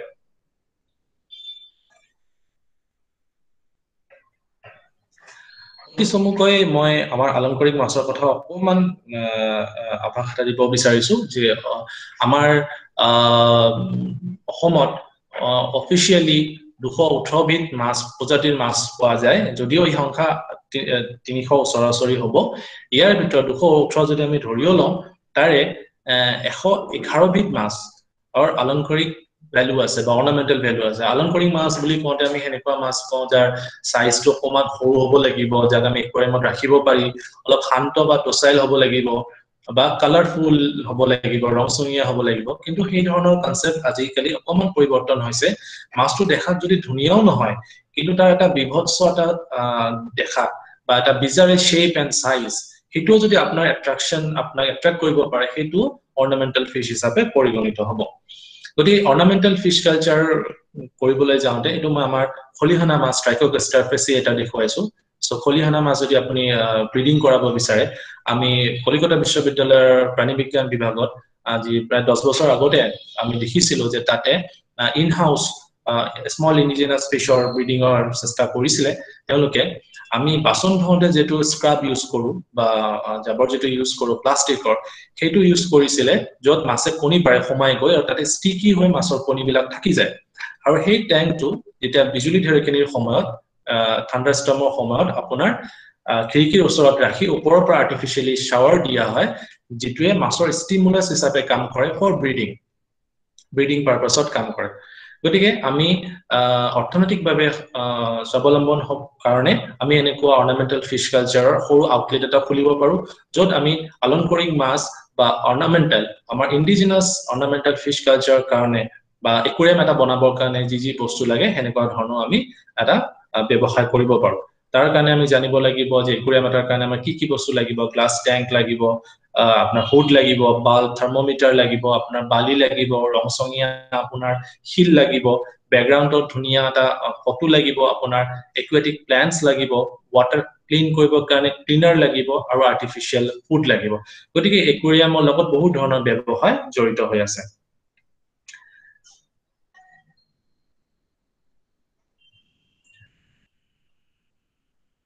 অসমৰ মাছৰ সংৰক্ষণৰ কথাটো অকমান ক'ব বিচাৰিছো যে অসমত বিভিন্ন ধৰণৰ সৰু বৰ ইন্ডিজিনাস স্পিচিজ আছে আৰু অসমৰ মাছ সংৰক্ষণ কিয় ডাবল এজড শট কিয় ইমান ক্ৰুচিয়াল সেই কথাটো মই ক'ব বিচাৰিছো কাৰণ যেতিয়া আমি মাছৰ সংৰক্ষণৰ কথা কওঁ তেতিয়া আমাৰ কিছুমান প্ৰশ্নৰ উদয় হয় যে যেটো লাৰ্জ মেজেষ্টিক এনিমেল গড় বা হাতী সংৰক্ষণৰ কথাত আমি যেটো জ্ঞান ধৰণে বুজি পাওঁ মাছৰ কথাটো এনেকৈ বুজি পাওঁতে আমাৰ অসুবিধা হয় বহুত এনেকুৱা মানুহে আমাক কয় যে মাছ আমি চিনি পাওঁ অকল আমাৰ যে কুইজিন অন দা প্লেট মানে আমাৰ টেবলত ডাইনিং টেবলৰ এবিধ খোৱা খাদ্য কুইজিন হিচাপেহে আমি চিনি পাওঁ আমি ক'ব বিচাৰো এই ক্ষেত্ৰত যে আপুনি মাছ আপোনাৰ ডাইনিং টেবলত কুইজিন হিচাপে পাবলৈহে আপুনি মাছ সংৰক্ষণ কৰিব লাগে আমি কোৱা মাছ যেহেতু আমাৰ লোৱাৰ মিডল ক্লাছ আৰু মিডল ক্লাছ ফ্যামিলিৰ কাৰণে পপুলেশনৰ কাৰণে cheap but prime source of animal protein হয় গতিকে মাছ সংৰক্ষণ মানে মাছ খাবলৈ মানা কৰা হোৱা নাই বৰঞ্চ ফিশাৰীয়ে আপোনাৰ মাছৰ কনজাম্পচনৰ বঢ়াবলৈহে কয় মাছ খাবলৈহে কয় কাৰণ মৎস্য প্ৰটিন আপোনাৰ লৰাৰ পৰা বুঢ়ালৈকে সকলোৱে গ্ৰহণ কৰিব পাৰে যেটো আপোনাৰ কমপ্লেক্স প্ৰটিন আপুনি বেছিকে ল'ব নোৱাৰে হেতু প্ৰটিন আপুনি মাছৰ পৰা ল'ব পাৰিব গতিকে মাছ খাবলৈহে আপোনাৰ ইন্ডিজিনাস মাছখিনি আপোনাৰ পাতত পাবলৈ আপুনি মৎস্য সংৰক্ষণ কৰিব লাগে আৰু এটা কথা ভাবিবলগীয়া যে এনেকুৱা মৎস্য এটা এনেকুৱা ধৰণৰ ভাৰ্টিব্ৰেট এনিমেল গ্ৰুপ হয় যেটো গ্ৰুপ আপোনাৰ পণ্য হিচাপে প্ৰত্যেকদিন ৰাতিপুৱা আৰু গধূলি বিধে প্ৰজাতি বিক্ৰী কৰা হয় আৰু হয়তো কোনো এনেকুৱা ভাৰ্টিব্ৰেট বা ইনভাৰ্টিব্ৰেট এনিমেল গ্ৰুপ নাই আপুনি যদি আজি পোল্ট্ৰি ফাৰ্মতো যায় আপোনাৰ হাঁহ বা কুকুৰা দুটা প্ৰজাতিহে পাব বা আপুনি বেলেগ কিবা শপত গলে আপুনি দুটা বা তিনিটা প্ৰজাতি পাব আমি যেটা কটন বিশ্ববিদ্যালয়ত কাম কৰি আছিলো আমি উজান বজাৰ ঘাটত যেটা বজাৰ সাৰ্ভে কৰিবলৈ যাওঁ ভালকে যদি সাৰ্ভে নকৰো যদি এনে এপাক যদি আমি ঘূৰি আহো অন্তত আমি 40তকৈ অধিক স্পিচিজ তাতে পাওঁ তেতিয়াহলে ভাবি চাও আৰু কোনো এনেকুৱা ভাৰ্টিব্ৰেট স্পিচিজ এনিমেল গ্ৰুপ নাই যত প্ৰত্যেক ৰাতিপুৱা গধূলিয়ে 40 বিধতকৈ বেছি প্ৰজাতি মেলি দিয়া হয় অকল পণ্য সামগ্ৰী হিচাপে গতিকে এই সামগ্ৰীসমূহৰ সংৰক্ষণ আমি খাবৰ কাৰণেহে কৰিব লাগে এই ক্ষেত্ৰত মই এটা উদাহৰণ দিব বিচাৰিছিলো যেতিয়া আমি গংগা ৰিভাৰ বেচিন মেনেজমেন্ট প্ল্যানিংত আছিলো তেতিয়া IIT কানপুৰৰ এজন প্ৰফেসৰ তাৰে কৈছিলে যে গংগাৰ নদী কনজাৰভেশ্যন মানে এনেকুৱা নহয় যে গংগা নদী দুওপাৰে আমি পাৰ বান্ধি গংগা নদীক আমি নলা বনাই দিম আৰু কোনো সেই নদীলৈকে যাব নোৱাৰিব ওচৰলৈকে যাব নোৱাৰিব সেইটো নহয় গংগাৰ লগত আমাৰ যেটো সম্পৰ্ক আছে সেই সম্পৰ্কটো ৰাখি পালে আমি যদি সংৰক্ষণ কৰিব পাৰো সেইটো হৈছে গংগা নদীৰ সংৰক্ষণ তেনেকে মৎস্য সংৰক্ষণ মানে এনেকুৱা নহয় যে আপুনি মাছ খাব নোৱাৰিব হেনেকুৱা ধৰণৰ কথা নহয় তাৰোপৰি আমি যেনেকে অন্যান্য বন্যপ্ৰাণী সম্পৰ্কে আমাৰ এটা ধাৰণা আছে মৎস্য সম্পৰ্কে আমাৰ এই ওয়াইল্ড ফিশৰ ধাৰণাটো আমি কেতিয়াবা মিস কৰো আমাৰ ফিশাৰীৰ বাহিৰে যিকোনো মাছ যেটো প্ৰাকৃতিক জলাশয়ত আছে সেই প্ৰত্যেকবিধ মাছে হ'ব ওয়াইল্ড যেটো মাছৰ প্ৰজননত আমি সহায় কৰা নাই যেটো মাছক আমি খাদ্য দিয়া নাই নিজৰ ফালৰ পৰা সেই প্ৰত্যেকটো অৰ্গানিজম হ'ব ওয়াইল্ড অৰ্গানিজম হ'ব গতিকে আমাৰ প্ৰাকৃতিক জলাশয়ত থকা প্ৰত্যেকবিধ মাছে হ'ব বন্য মাছ গতিকে আমি কথা এষাৰ আছে যে টেক্সোনমি মেটাৰ্স গতিকে আমি যেতিয়া ফিশ ফাৰ্মিং কৰিম তেতিয়া আমি কি মাছ কৰিম আৰু কি মাছ নকৰিম আপুনি কাখৰ চিত্ৰত দেখা পাইছে ইয়াতে একেবিধ দেখিলো কেবাবিধ প্ৰজাতিৰ মাছ ইয়াতে আছে যেনেকে মই কৈছো আমাৰ পুঠি বুলি কওঁ যদিও অসমীয়াত আমাৰ 7 বিধৰ বা 10 বিধ আমাৰ ভিন্ন প্ৰজাতিৰ পুঠি মাছ আছে গতিকে আমি পুঠি বুলি কৈ থাকোতে তাৰ মাজৰ প্ৰায় দুবিধ পুঠি প্ৰজাতি কেতিয়া পৃথিৱীৰ পৰা নাইকিয়া হৈ যাব আমি নাজানিমে গতিকে আমি এই বিষয়ে আমাৰ মৎস্য প্ৰেমৰ লগত এটি সাংঘাতিক জাতীয়তাবাদ ভাব জড়িত হৈ আছে হয়তো আপোনাক শুনিবলৈ অলপ আশ্চৰ্য লাগিছে মৎস্য প্ৰেমৰ লগত কেনেকে জাতীয়তাবাদ জড়িত হৈ থাকিব পাৰে সেইটো কথা লাগে মই আহি আছো গতিকে আমি মাছ কি মাছ পুহিম আৰু কেনেকে পুহিম আৰু কোনটো লেভেললৈকে আমি পুহিম এই বিষয়ে আমি জানিব লাগিব যেনেকুৱা মই কমন কাৰ্বৰ কথা কৈছো কমন কাৰ্ব যদি আপুনি পুহে বা ৰূপচন্দা মাছ আজিকালি পুহে সো প্ৰথমতে যদি আপুনি আৰম্ভ কৰিব বিচাৰিছে মৎস্য পালন কৰিব বিচাৰিছে যদি আপুনি ৰূপচন্দা মাছে আৰম্ভ কৰে তেতিয়া আপুনি 3 মাহতে আপুনি ৰিটাৰ্ন এটা পাব 3 মাহতে 1 কেজি ওজন হৈ যাব গতিকে আপুনি অলপ কেইদিন পিছে অলপ হলেও ৰিটাৰ্ন পাব গতিকে আপুনি যদি IMC বা থলুৱা মাছ যদি আৰম্ভ কৰে থলুৱা মাছৰ আপোনাৰ প্ৰজনন কৰাওঁতে প্ৰবলেম আছে সময় বেছি লাগিব আপোনাৰ ৰিটাৰ্নটো পাবলৈ সময় লাগিব কিন্তু আপুনি এটা ৰূপচন্দা মাছ বা কমন কাৰ্ব যেটো ৰেপিড ব্ৰিডাৰ হয় সেই মাছ আপুনি কৰিলে আপুনি 3 মাহতে ৰিজাল্ট পাব গতিকে অৰ্থনৈতিকভাৱে আমি সেই মাছবিলাক আমি বাধা দিয়া উচিত নেকি হেন ধৰণৰ প্ৰশ্ন আমাৰ কেতিয়াবা মনত ক্ৰিয়া কৰে যে তেতিয়া হলে আমি যিজনে নতুন ভাৱে মৎস্য পালন কৰিব বিচাৰিছে তেওঁলোকক আমি বহিৰাগত মাছ কৰিব নালাগে বুলি কম নাই আমি তেওঁলোকক বাধা দিম নেকি অৰ্থনৈতিকভাৱে তেওঁলোকক হেঙাৰ হৈ থিয় দিম নেকি কিন্তু আমি যদি এতিয়া বহিৰাগত মাছ বা বিদেশী মাছ যদি আমি পালন কৰো তেতিয়া হলে আমি কিছুমান কথা ইয়াতে আমাৰ জাতীয়তাবাদৰ সেই ভাৱটো সোমাই আছে যে আমি কিমান আমি বৈজ্ঞানিকভাৱে সেই মাছ আমি পালন কৰিছো কাৰণ তিলাপিয়া মাছৰ আমি মনোসেক্স কালচাৰো কৰা হয় বিকজ তাতে ইমান বেছি ৰেপিড ব্ৰিডাৰ হয় যে আপোনাৰ একো নকৰাকে এটা সময়ৰ পিছত তাতে মতা আৰু মাইকী মাছ একেলগে থাকিলে তাতে ব্ৰিডিং কৰে আৰু মই কালি এজন ফিচাৰমেনৰ লগত কথা পাতোতে গম পাইছো তেওঁলোকে তাতে শীতল মাছও দি দিয়ে এইটো কাৰণে যাতে তিলাপিয়া মাছৰ কন্ট্ৰোল হয় কাৰণ ইমান বেছি তিলাপিয়া মাছ হৈ যায় সেই পুখুৰীৰ কেৰিং কেপাসিটিতকে বেছি হৈ যায় সেই পুখুৰীটো হিমান মাছ ধাৰণ কৰিব নোৱাৰে সো শীতল মাছ দিলে শীতল মাছে সেই সৰু মাছৰ পোনাবিলাক খাই পেলাই গতিকে পপুলেশনটো কন্ট্ৰোল হৈ থাকে তেনেদৰে কমন কাৰ্ব এটা খুব ৰেপিড ব্ৰিডাৰ হয় মই ইয়াতে আপোনালোকক এখন পেপাৰৰ স্ন্যাপশ্বট দিছো আপোনালোকে দেখা পাব যে গংগা নদীত invasion of exotic fish common carp in the Ganga river India and its impact so common carp বা এনেকুৱা বহিৰাগত মাছবিলাক আমি অকল কনফাইনমেন্টৰ ভিতৰতহে পালন কৰিব পাৰিম তাহাঁতক আমি বাহিৰত পালন কৰিব নোৱাৰো গতিকে সেই মাছবিলাক পালন কৰোঁতে আমি সদায় মনত ৰাখিব লাগিব যে কেনেবাকে এইবিলাক মাছ কনফাইনমেন্টৰ পৰা বানপানীতে হওক বা বেলেগ কোনো কাৰণতে হওক ওলাই যোৱাৰ সম্ভাৱনা আছে নেকি সেইবিলাক মাছ যদি ওলাই যায় তেতিয়া হলে সেইবিলাক মাছে আমাৰ থলুৱা মাছসমূহৰ যেটো তাতে স্পিচিজ যেটো কম্পোজিশন আছে সেইটো অল্টাৰ কৰি পেলাব চেঞ্জ কৰি পেলাব যেনেদৰে আমি বহিৰাগত আহি পেলে আমাৰ জনগাঁথনি পৰিৱৰ্তন হোৱাটো আমি নিবিচাৰো তেনেধৰণে বহিৰাগত মাছে আমাৰ জলাশয় প্ৰাকৃতিক জলাশয়সমূহত মাছৰ যেটো অৰিজিনাল যেটো কম্পোজিশন থলুৱা মাছৰ যেটো অৰিজিনাল কম্পোজিশন সেইটো বিনষ্ট হোৱাটো আমি নিবিচাৰিম কিয়াতে মই কৈছিলো যে মৎস্য প্ৰেমৰ সৈতে জাতীয়তাবাদ ভাৱটো এটা দুখৰ বিষয় যে আপোনালোকে তলত মাছৰ ফটো এটা দেখা পাইছে হাইপোষ্টমাছ প্লেকোষ্টমা যাৰ কোনো অসমীয়া নাম নাই আজিকালি এইবিলাকক কিছুমান অসমীয়া নাম দিয়া হৈছে কিন্তু এবিধ মাছৰ কোনো অসমীয়া নাম নাই এই কাৰণে অসমীয়া নাম নাই কাৰণ এবিধ মাছ অসমৰ মাছ থলুৱা মাছ নহয় কিন্তু দুখৰ বিষয় আমাৰ সামান্য অসাৱধানতাৰ কাৰণে এবিধ মাছ যেতিয়া আমি একুৱেৰিয়ামত ব্যৱহাৰ কৰো যেতিয়া ডাঙৰ হৈ যায় সৰু থাকোতে আমি ব্যৱহাৰ কৰো ডাঙৰ হলে আমাৰ একুৱেৰিয়ামত অসুবিধা হয় আমি সেইটো মাছ আমি প্ৰাকৃতিক জলাশয়ত এৰি দিওঁ এই মাছবিধ অসমৰ জলাশয় বিলাকত খুব ধুনীয়াকৈ এডাপ্ট কৰি লৈছে এডাপ্ট কৰি লৈ পুখুৰীৰ তলত বোকাৰে নেষ্ট বনাব পাৰে আৰু যেতিয়া অসমৰ জলাশয় বিলাকত পানী কমি যায় অক্সিজেনৰ পৰিমাণ একেবাৰে কমি যায় হেনেকুৱা অৱস্থাত এবিধ মাছ বহুত সময়লৈকে জীয়াই থাকিব পাৰে আৰু অসমত অকল জীয়াই থকাই নহয় এবিধ মাছে অসমৰ জলাশয় প্ৰাকৃতিক জলাশয় বিলাকত বংশ বৃদ্ধি কৰিছে আৰু ইয়াৰ এটা বহুত নেগেটিভ ইম্পেক্ট অসমৰ ইকোলজি ইকোসিস্টেমত হ'ব সেইকাৰণে মই ইয়াক ওয়াৰ্নিং কল বুলি কৈছো নলবাৰী বৰিতবা বিলত এবিধ মাছ প্ৰাকৃতিক জলাশয়ত পোৱা গৈছে বুলি খবৰ পাই আমি গৈ বজাৰত এবিধ মাছ পাইছিলো গৰিপুৰৰ বজাৰত এবিধ মাছৰ খবৰ পাইছো গুৱাহাটীৰ বজাৰত এবিধ মাছৰ খবৰ পাইছো আৰু আমি মাছমৰীয়াৰ পৰা খবৰ লৈ পাইছো যে প্ৰাকৃতিক উৎসৰ পৰা এবিধ মাছ সংগ্ৰহ কৰা হৈছে আনকি আপোনাৰ অৰুণাচলৰ পাহাৰীয়া অঞ্চলতো জলাশয়ৰ পৰা এবিধ মাছ পোৱা গৈছে এবিধ মাছ এনেকুৱা ৰেপিড ব্ৰিডাৰ আৰু এনেকে ধৰণৰ এডাপ্ট কৰিব পাৰে যে আমাৰ থলুৱা মাছৰ কম্পোজিশনটো চেঞ্জ হৈ যাব পাৰে আৰু আমাৰ জলাশয়সমূহ আপোনালোকে জানে যে একুৱেটিক ইকোসিস্টেম বিলাক হৈছে পৃথিৱীৰ আটাইতকৈ মানে থ্ৰিটেন ইকোসিস্টেম বিলাকৰ এবিধ ইকোসিস্টেম মই আসাম ট্ৰিবিউনৰ প্ৰকাশিত এডিটৰিয়েলৰ কিয়দাংশ পঢ়ি দিব বিচাৰিছো য'ত এডিটৰে লিখিছিলে যে wetlands in Assam are rapidly being buried and transformed into lands for roads and residential purposes and commercial purposes with increasing praise of filling every bit of low-lying areas often in violation of environmental norms গতিকে যেটা জলাশয় বিলাক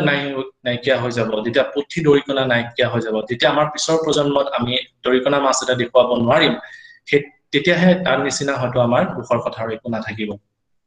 গতিকে মই শেষৰ পিনে আহিছো এটা বিষয় জাস্ট মই আপোনালোকক জনাই থব বিচাৰিছো যে অসমৰ কোনো ৰাজ্যিক মাছ নাই এই বিষয়ে আমি এটা পেপাৰত লিখিছিলো কিন্তু মই কিবা নাভূত নাশ্ৰুত কথা কৈছো নেকি যে অসমৰ ষ্টেট ফিশ নাই বা ৰাজ্যিক মাছ নাই অসমৰ ৰাজ্যিক এনিমেল আছে ৰাজ্যিক বাৰ্ড আছে দেওহা wide winged wood duck আমাৰ ৰাজ্যিক পক্ষী হয় মাছ থকাটো কিবা নাভূত নাশ্ৰুত কথা নেকি নহয় কাৰণ ভাৰতৰ বহুত ষ্টেট ফিশ আছে উত্তৰাখণ্ডৰ আছে জম্মু এণ্ড কাশ্মীৰৰ আছে কৰ্ণাটকৰ আছে কেৰালাৰ আছে অন্ধ্ৰ প্ৰদেশৰ আছে তেলেংগানাৰ আছে আনকি উত্তৰ পূবৰ আমাৰ ত্ৰিপুৰা নাগালেণ্ড মণিপুৰ অৰুণাচল প্ৰদেশৰো ষ্টেট ফিশ আছে আমাৰ মাছৰ লগত ইমান সম্পৰ্ক থকাৰ পিছতো সামাজিকভাৱে সাংস্কৃতিকভাৱে অৰ্থনৈতিকভাৱে আমাৰ তিনিহাজতে আমি মাছ খাওঁ এনেকুৱা ধৰণৰ সম্পৰ্ক থকাৰ পিছতো আমাৰ ষ্টেট ফিশ নাই গতিকে এই বিষয়টো মই বিজ্ঞান সমিতিকো অনুৰোধ কৰিম যাতে এই বিজ্ঞান সমিতিৰ প্ল্যাটফৰ্মৰ পৰাই এই বস্তুটো আমি চৰকাৰলৈ নিব পাৰো যে অসমৰ ষ্টেট ফিশ ডিক্লেয়াৰ কৰিব লাগে সেই ধৰণে আমি প্ৰপ'জালো বনাইছিলো কিন্তু ফান্ডিং এজেন্সিত বৰ বেছি এটা প্ৰায়োৰিটি নাপালে কাৰণ যেনেকৈ আমি এটা লাৰ্জ মেজেষ্টিক এনিমেল গড় বা হাতী বা বাঘ হলে ষ্টেট এনিমেল হলে আমি যেনেকৈ ভাবো হেনেদৰে আমি মাছৰ ক্ষেত্ৰত হয়তো নাভাবো আৰু মাছক অসমৰ ষ্টেট ফিশ দিলে কি লাভ হ'ব যেনেকৈ ফ্ল্যাগশিপ স্পিচিজ থাকে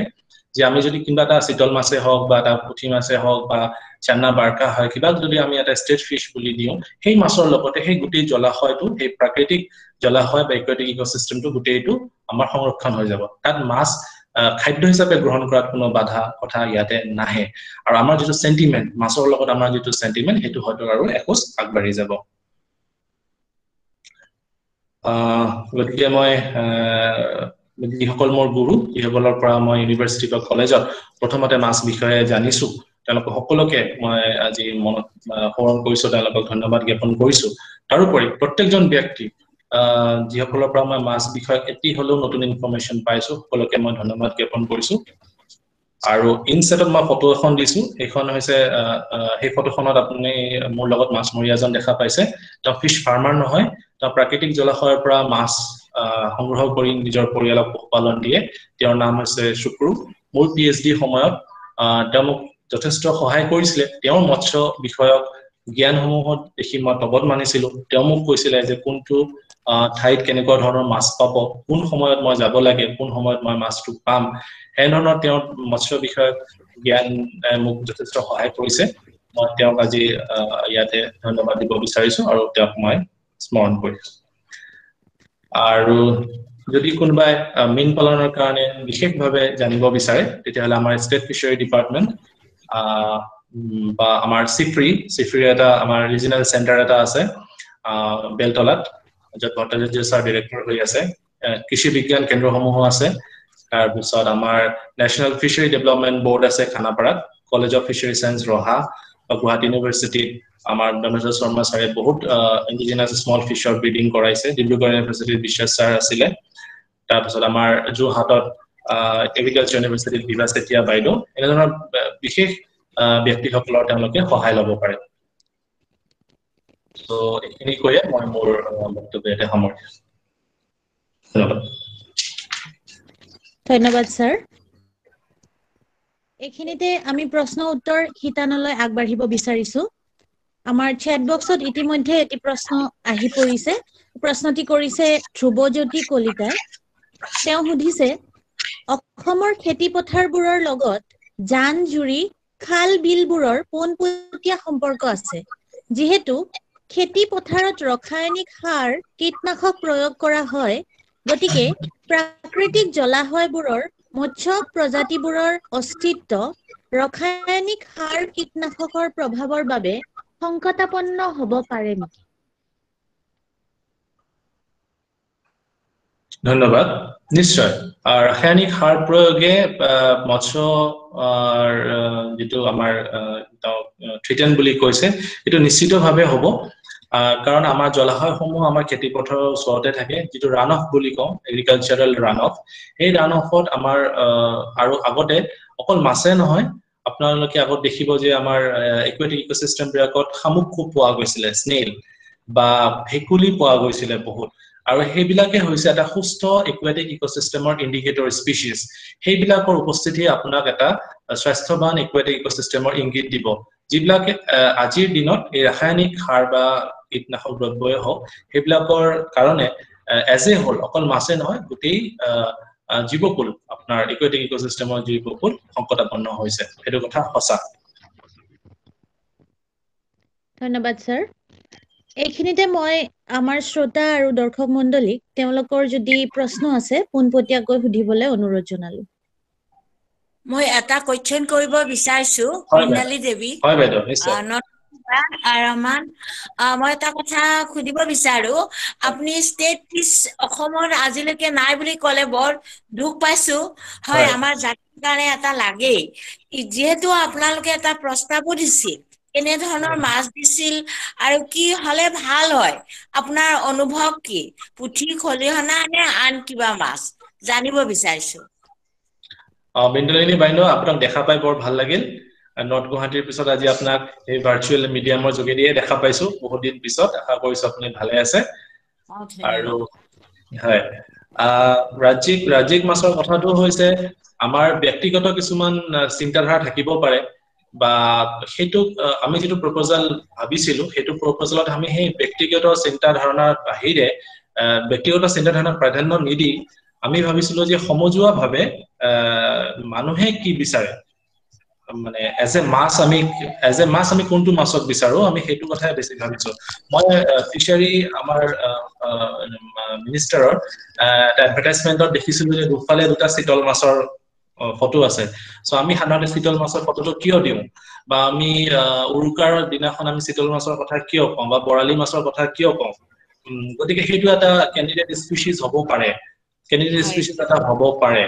বা তাৰোপৰি আমাৰ এনেকুৱা কিছুমান মাছ আছে যেটো হয়তো এন্ডেমিক আৰু কতো পোৱা নাযায় যেনেকুৱা আমাৰ সেই বাহনা কলেজৰ মোৰ জ্যেষ্ঠ ভাতৃবন ছাৰজনে এবাৰ চান্না বাৰ্কাৰ কথা কৈছিলে ভেৰি স্পেশালাইজড মাছ হয় চান্না বাৰ্কা হেনেকুৱা মাছৰ কথা আমি ভাবিব পাৰো বা পুঠি খলিহনা পুঠিৰ বহুত স্পিচিছ আছে সেইবিলাকৰ কথা হ'ব পাৰে গতিকে মানুহৰ মতামত কাৰণ এইটো আমাৰ এনেকুৱা এটা মাছ হ'ব জিগ মাছ এনেকুৱা হ'ব লাগিব যাৰ লগত আমাৰ সম্পৰ্ক আছে আমাৰ ইমোশনাল কানেকচন আছে এনেকুৱা এটা মাছ হলে নহব যেটো মাছ খুব এন্ডেমিক কিন্তু হয়তো আমি কেতিয়াও দেখাই পোৱা নাই বা কেতিয়াও আমি শুনাই নাই সেইটো মাছৰ লগত আমাৰ এটা ইমোশনাল বন্ডিংটো নহব তেনেকুৱা এবিধ মাছ আছে যিটো মাছৰ নামে হল অসমীয়া ৰজা মাছ সেইটো মাছ আজি আমি কোনো দেখা নাপাওঁ দুখৰ বিষয় আমাৰ এটা মাছ আছে অসমীয়া ৰজা মাছ যেটো মাছ দেখাত ইমান ধুনীয়া আছিল সিলভাৰি কালাৰ আৰু সোৱাদো ইমান ভাল আছিল যে সেইবিধ মাছ মাছমৰীয়াই পালে আপোনাৰ ৰজাক দিব লাগিছিল মানে মাছমৰীয়াই পালে সেইবিধ মাছ ৰজালৈ যাচিব লাগিছিল সেই কাৰণে সেইবিধ মাছৰ নাম ৰজা মাছ বা তাৰ ধুনীয়া কালাৰেশনৰ কাৰণে সেইবিধ মাছক থাকে ৰজা মাছ বুলি কোৱা হয় সাইন্টিফিক নামটো হৈছে চিপ্ৰিনিয়ন সেমিপ্লোটাম চিপ্ৰিনিয়ন সেমিপ্লোটামক প্ৰথমতে ডেসক্ৰাইব কৰিছিলে ডিব্ৰুগড়ৰ পৰা তাৰ পিছত গোৱালপাৰাটো এইবিধ মাছৰ ৰিপৰ্ট আছে যদিও আমাৰ আজি 10 বছৰত মই যত অসমত স্যাম্পলিং কৰিছো অসমত এবিধ মাছ মই দেখা পোৱা নাই মই অৰুণাচলৰ বিক্ৰম নদীৰ পৰাহে এবিধ মাছ কালেক্ট কৰিছো তাৰ মানে এবিধ মাছ অকমান খৰচটা যত পানীৰ অক্সিজেনৰ পৰিমাণ বেছি আৰু টেম্পাৰেচাৰ কম তেনেকুৱা জলাশয়তহে থাকে এই কাৰণে ডিব্ৰুগড়ত সেইখিনি যত আমাৰ ব্ৰহ্মপুত্ৰ নদী জাস্ট সোমাইছে অসমত যত আপোনাৰ খৰচটাটো বেছি কম্পাৰেটিভলি আমাৰ লোৱাৰ হেৰিতকে তাতে প্ৰথমতে মাছটো পোৱা গৈছিল সম্ভৱত যে ক্লাইমেট চেঞ্জৰ কাৰণে বা আপোনাৰ জলবায়ু পৰিৱৰ্তনৰ কাৰণে টেম্পাৰেচাৰ বঢ়াৰ কাৰণে বা তাত অক্সিজেনৰ পৰিমাণ কমাৰ কাৰণে আৰু ওভাৰ এক্সপ্লইটেশনৰ কাৰণে হেবিট মাছ এতিয়া অসমত মই বা এতিয়ালৈকে একেদিনত দেখা পোৱা নাই অৰুণাচলতহে দেখা পাইছো হেবিট মাছ সো হেবিট মাছ দিলে কি হ'ব হেবিট মাছক হয়তো সাংঘাতিক ধৰণে কানেক্টেড হয় তাৰ নামে অসমীয়া ৰজা মাছ কিন্তু হেবিট মাছক আজি আমি দেখাই নাপাওঁ এনেকুৱা ধৰণৰ মাছ আমি হয়তো এভয়েড কৰিব পাৰো হয় ধন্যবাদ ধন্যবাদ বাইদেউ ধন্যবাদ ধ্ৰুৱজ্যোতি কলিতা দেৱে হেল্ল' হয় স্যাৰ হয় স্যাৰ গুড ইভিনিং স্যাৰ নাই স্যাৰ কলিতা স্যাৰ ক'ব পাৰে হয় স্যার শুনিছো গুড ইভিনিং স্যার বহুত ধন্যবাদ thank you very much Thank for you, your sir. excellent presentation. Thank you, Really sir. excellent. And your Thank you. coverage, overall the coverage to কৈছা নহয় এইটো সাংঘাতিক ধৰণে মানে আৰু মানুহ যথেষ্ট উপকৃত হৈছে আৰু যেহেতু আমাৰ পাৰ্টিচিপেন্টস যি কোনোটো নহওক কম হ'ল যেহেতু আমাৰ চিষ্টেমটা ইউটিউবত দিয়া গতিকে হয় তোমাৰ এই যিটো প্ৰেজেন্টেশ্যনৰ পৰা মই ভাবো যে আমাৰ অসমৰ মানুহ যথেষ্ট হ'ব যিবিলাকে চাইছিলে ধন্যবাদ এতিয়া স্যার মই দুটা কথা সুধিম হয় স্যার এটা কথা হ'ল আমাৰ বৃন্দালিনী বাইদেউ ইতিমধ্যে কথাটো সুধিছেই হয় যে অহা নাছিল আগতে আজি এতিয়া তুমি ক'লা যে ষ্টেট ফিজ আজি গতিকে ষ্টেট ফিজৰ কাৰণে এটা প্ৰপ'জেল যি বনাইছা সেইটো যদি আমাৰ বিজ্ঞান সমিতিক দিয়া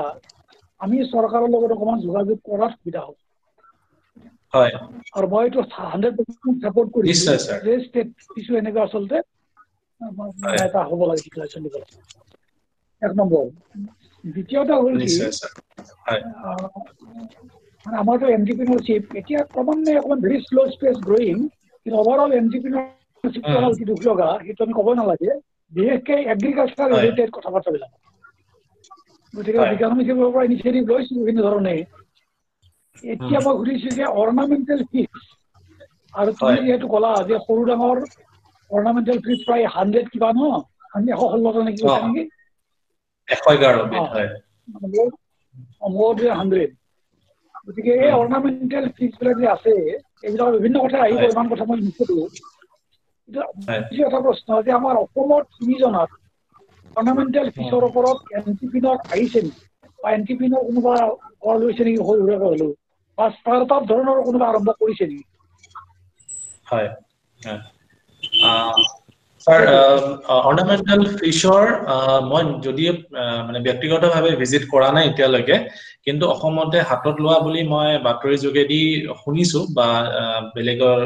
যোগেদিও কথাটো শুনিছো বৰপেটা অঞ্চলত স্মল ইন্ডিজিনাস ফিশৰ অৰ্নামেন্টাল ফিশৰ কালচাৰ কৰিবলৈ লোৱা খবৰটো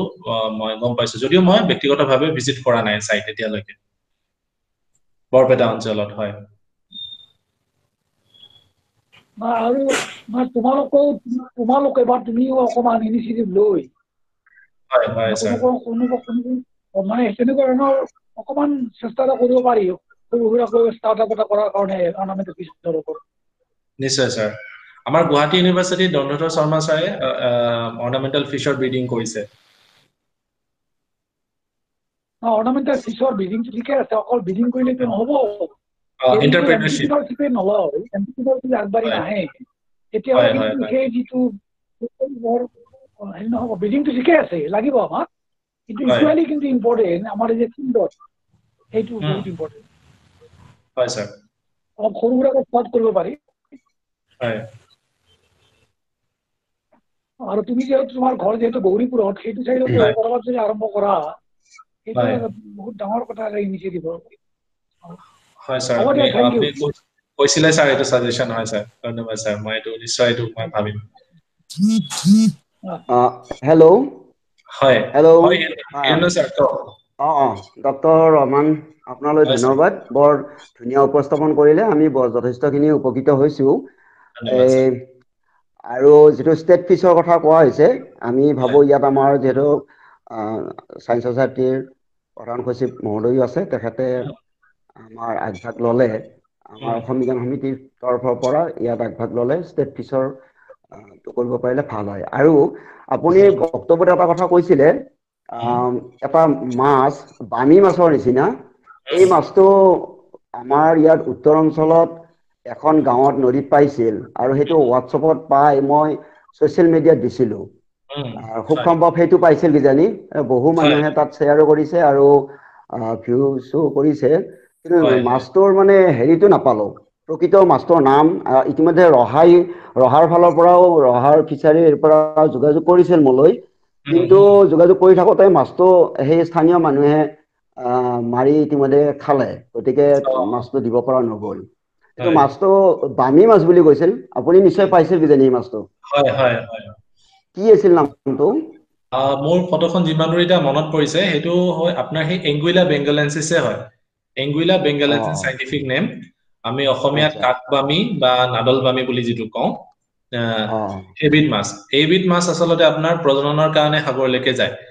মানে আপোনাৰ নদীসমূহৰ পৰা যাওঁতেই নদীত এই মাছৰ মানে চিকাৰ ধৰা পৰে মানে বা জালত কেতিয়াবা উঠি আহে আৰু ৰেষ্টিঙৰ কাৰণে একদম আপোনাৰ খোলা নদীত নাথাকি পালে এইবিলাক বহুত এনেকুৱা মাছ বা শিশুৰ এনেকুৱা এটা হেবিট আছে যে অনবৰতে সেই খোলা ৰানিং ৱাটাৰ নাথাকি কেতিয়াবা সেই ৱেটলেণ্ড যিবিলাকৰ লগত কানেকশ্যন হৈ আছে নদীৰ সেনেকুৱা জান-জুৰি বা ৱেটলেণ্ডত এনেকে সোমাই যায় গতিকে এইবিধ মাছৰো সেইটো হেবিট আছে গতিকে সেই যেনেকুৱা ব্ৰহ্মপুত্ৰৰ উপনৈসমূহত সেইবিলাক মাছো সোমাই যায় গতিকে সেনেকুৱা জুৰি বা সেনেকুৱাত গৈ তেনেকুৱা ৱেটলেণ্ড বিলাকত এনেকুৱা মাছ পোৱা যায় তাৰমানে এই কাকবামী মাছটো পোৱা যায় ৰেষ্টিঙৰ কাৰণে সেইটো মাছ এনেকুৱা ধৰণৰ হেবিটেড ইউজ কৰে ঠিক আছে ধন্যবাদ নামটো মই আকৌ কৈছো এংগুইলা বেংগলেন্সিছ ঠিক আছে ধন্যবাদ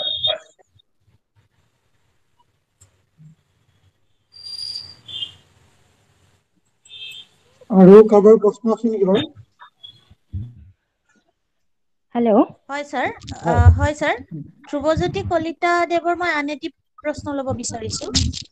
প্ৰাকৃতিকভাৱে অসমত পোৱা মাছবোৰৰ স্বাভাৱিক চৰিত্ৰ অটুট ৰখাৰ বাবে কিছুমান নিৰ্বাচিত জলাশয় ক্ষেত্ৰ সম্পূৰ্ণকৈ মানুহৰ সংস্পৰ্শৰ পৰা আঁতৰত ৰখাৰ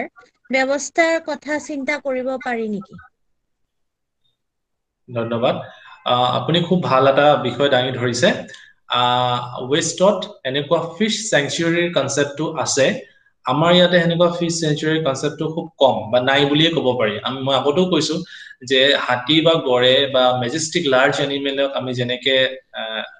কনসিডাৰ কৰো আমি লোৱাৰ খাপৰ ভাৰ্টিব্ৰেটছ বা ইনভাৰ্টিব্ৰেটছক আমি হেনে ধৰণে আমি সেই চকুৰে নাচাওঁ কিন্তু আমি যেতিয়া বৈজ্ঞানিকভাৱে আলোচনা কৰো আমাৰ ক্ষেত্ৰত কোনো ডিসক্ৰিমিনেশন নাই আমাৰ গড় বা হাতী আমাক হাতী যিমান ইম্পৰ্টেন্ট আমাৰ সৰু পোক পতংগ এটা একে ইম্পৰ্টেন্ট হ'ব পাৰে আমি জানো যে সিল্কৱৰ্ম বা সৰু পোক এটা সিল্কৱৰ্মে কিমান মানুহৰ জীৱিকা আজি দি আছে আমাৰ যেটো সিল্ক ইন্ডাষ্ট্ৰি সো তেনেকুৱা ধৰণৰ কথা সো বাহিৰত এই কনসেপ্টটো আছে ফিশ স্যাংচুয়াৰি কথাটো আমাৰ অসমতো হেনেকুৱা আমি কিছুমান ডিস্টাৰ্ব নোহোৱা অঞ্চল বা তেনেকুৱা য'ত আমাৰ মানুহৰ হেৰি নাই তেনেকুৱা আমি ফিশ স্যাংচুয়াৰি বুলি ভাবিব পাৰো আৰু আমাৰ ন্যাশনাল পাৰ্ক বা ওয়াইল্ড লাইফ স্যাংচুয়াৰি সমূহৰ ভিতৰত যিবিলাক জলাশয় আছে সেইবিলাক সেই ওয়াইল্ড লাইফ স্যাংচুয়াৰিৰ সুবাদতে তাত প্ৰটেক্টেড হৈ আছে এনেকুৱা আপোনালোকে দেখা পাব কাজিৰঙাৰ ভিতৰত অসংখ্য ওয়েটল্যান্ড আছে তাত থকা মৎস্য প্ৰজাতি সমূহ তাত সংৰক্ষিত হৈ আছে আন এটি প্ৰশ্ন ল'ব বিচাৰিছো Jushna Hazarika has sent a question asking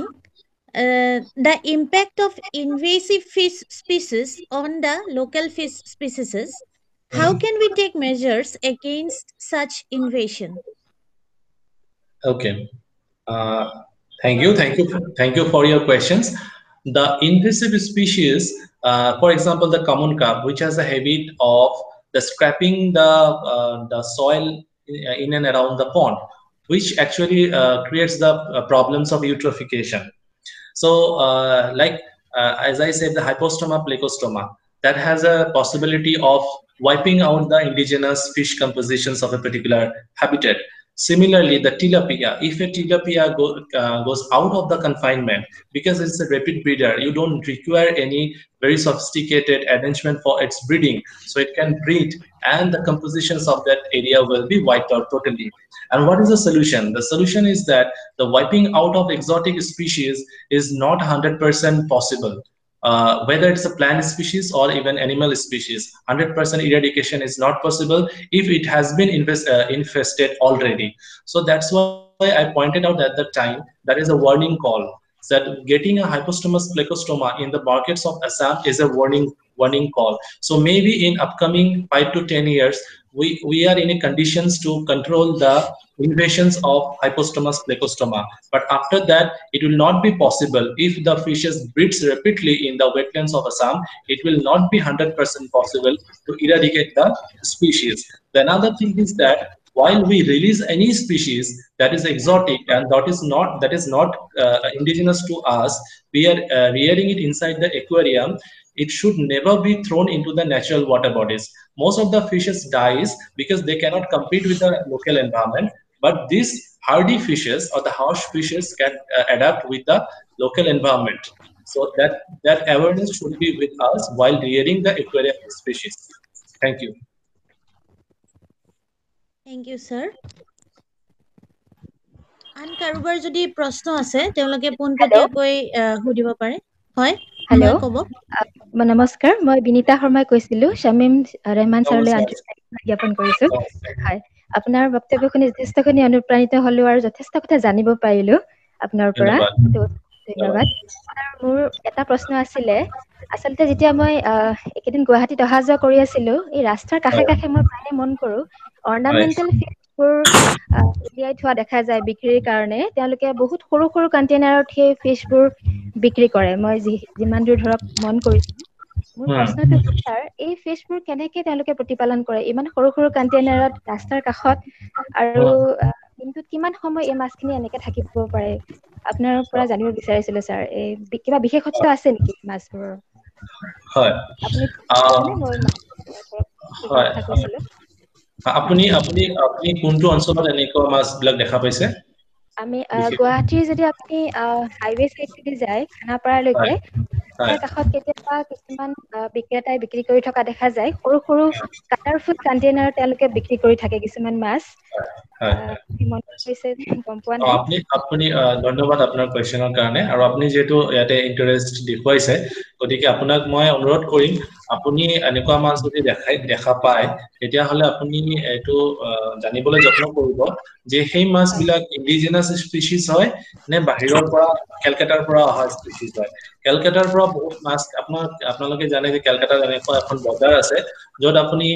20 টকা লৈ গৈ পেলাই আপুনি অৰ্নামেণ্টেল ফিছ আহিব পাৰে তাত আপোনাৰ পলিথিন বেগত অক্সিজেন দি পেলে পলিথিন পেকেটত অসংখ্য অৰ্নামেণ্টেল ফিছ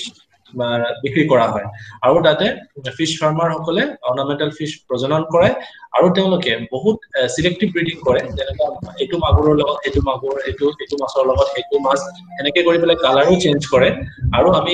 কলিকতা ৱেষ্ট বেংগলৰ এনেকুৱা ফিচাৰী ফাৰ্ম এনেকে ভিজিট কৰোঁতে আমি দেখিছিলোঁ যে বগা ৰঙৰ মাগুৰ মাছ এলবিনো মাগুৰ এটা প্ৰডিউচ কৰিছিলে তাৰমানে বাৰে বাৰে সেনেকুৱা চিলেক্টিভ ব্ৰিডিং কৰি কৰি তেওঁলোকে সেই কালাৰটো নাইকিয়া কৰি পেলাইছে যেহেতু মাগুৰ মাছ সাধাৰণতে কলা হয় গতিকে বগা মাগুৰ মাছ এটা এট্ৰেকশ্যনৰ কাৰণ হ'ব পাৰে আৰু সেই মাগুৰ মাছটোৰ দাম বহুত বেছি হৈ গ'ল গতিকে তেনেধৰণে আপুনি চাব যে এইটো আমাৰ অসমৰ লোকেল মাছ